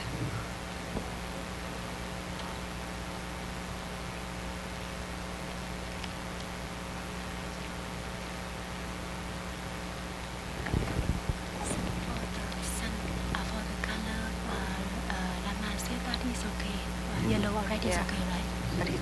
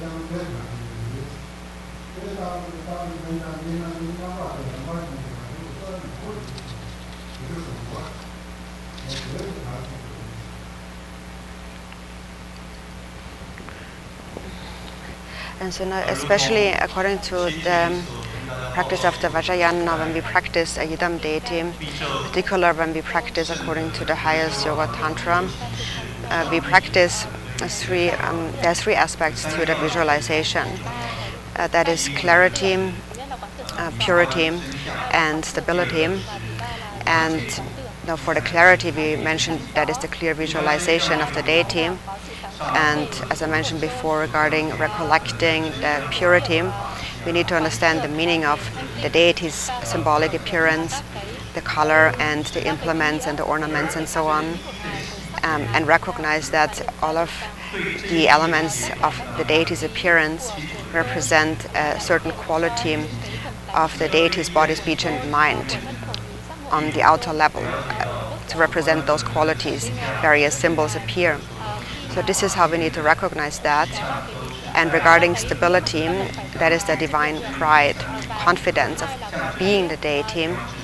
And for that, some people say that you have to be confident thinking that I am actually really the deity, even if the visualization is not so clear. And so now, that being said, to some extent, that could be true, but it is also said that only if you think I am the deity, that's not actually the authentic deity. So the divine pride, this confidence, where that really comes from is your understanding that the fundamental nature of your mind is primordially indivisible from the Yidam deity.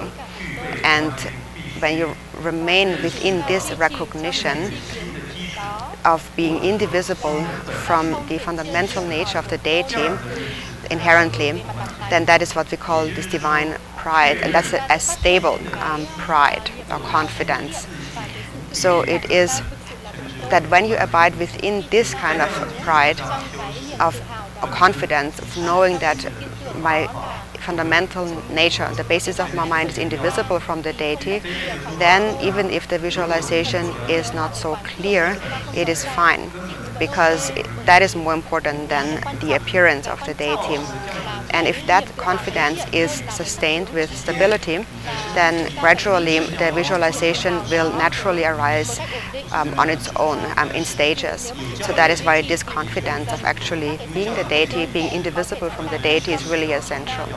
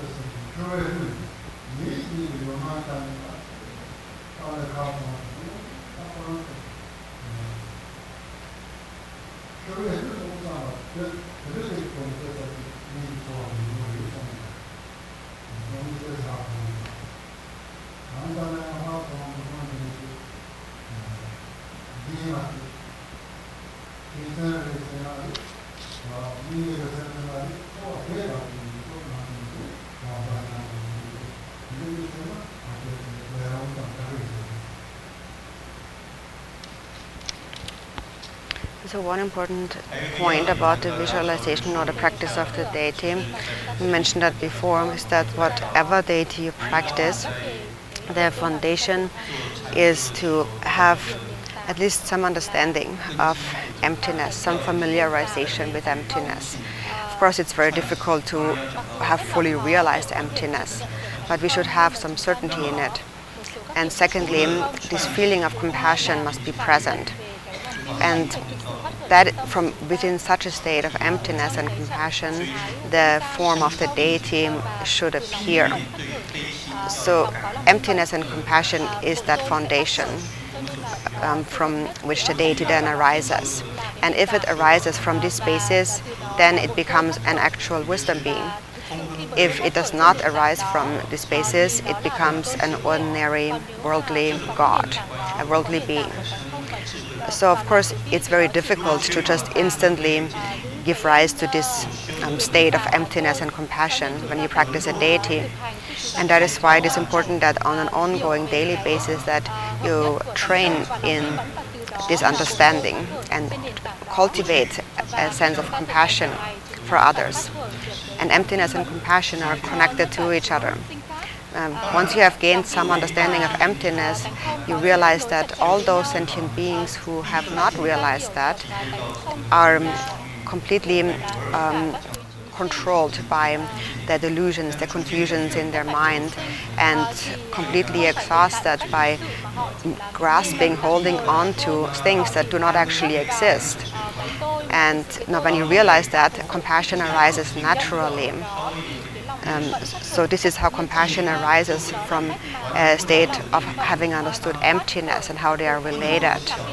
So that's important as a preliminary to the practice of the deity. You should have familiarized yourself with some concern, a care for others, compassion.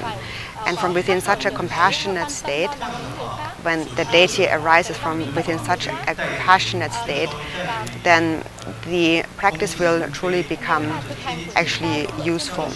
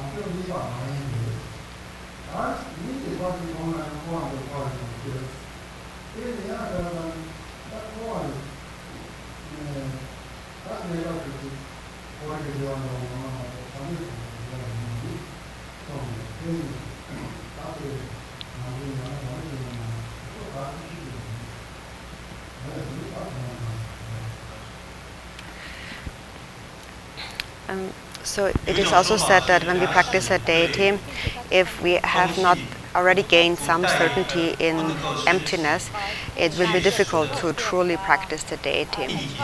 And because if you believe in the true existence of ordinary appearances, then what's the point of practicing a deity anyways?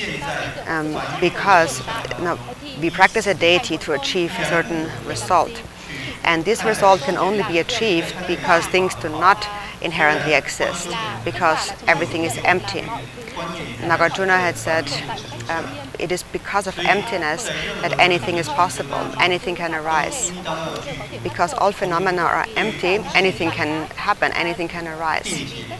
If they would not be empty, then nothing could arise, nothing could ever change, nothing could be transformed. And so then only, however, meditating on emptiness also will not lead to enlightenment.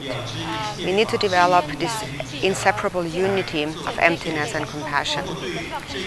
Regarding this, Saraha also said that a view that relies only on emptiness and is not infused with compassion will not lead to the attainment of the supreme path or the supreme state of enlightenment.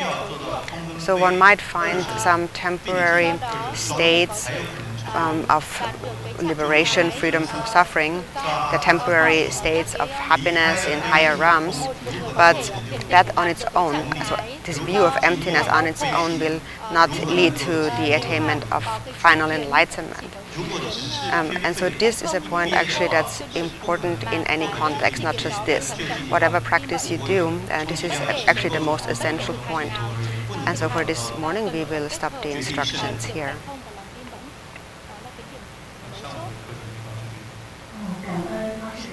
我为他感恩谢谢，非常感恩谢谢。我们休息时间是从现在到2点钟。那么因为今天是下阳也是灌顶，所以会有非常多的法友来参加灌顶。所以呢，请大家。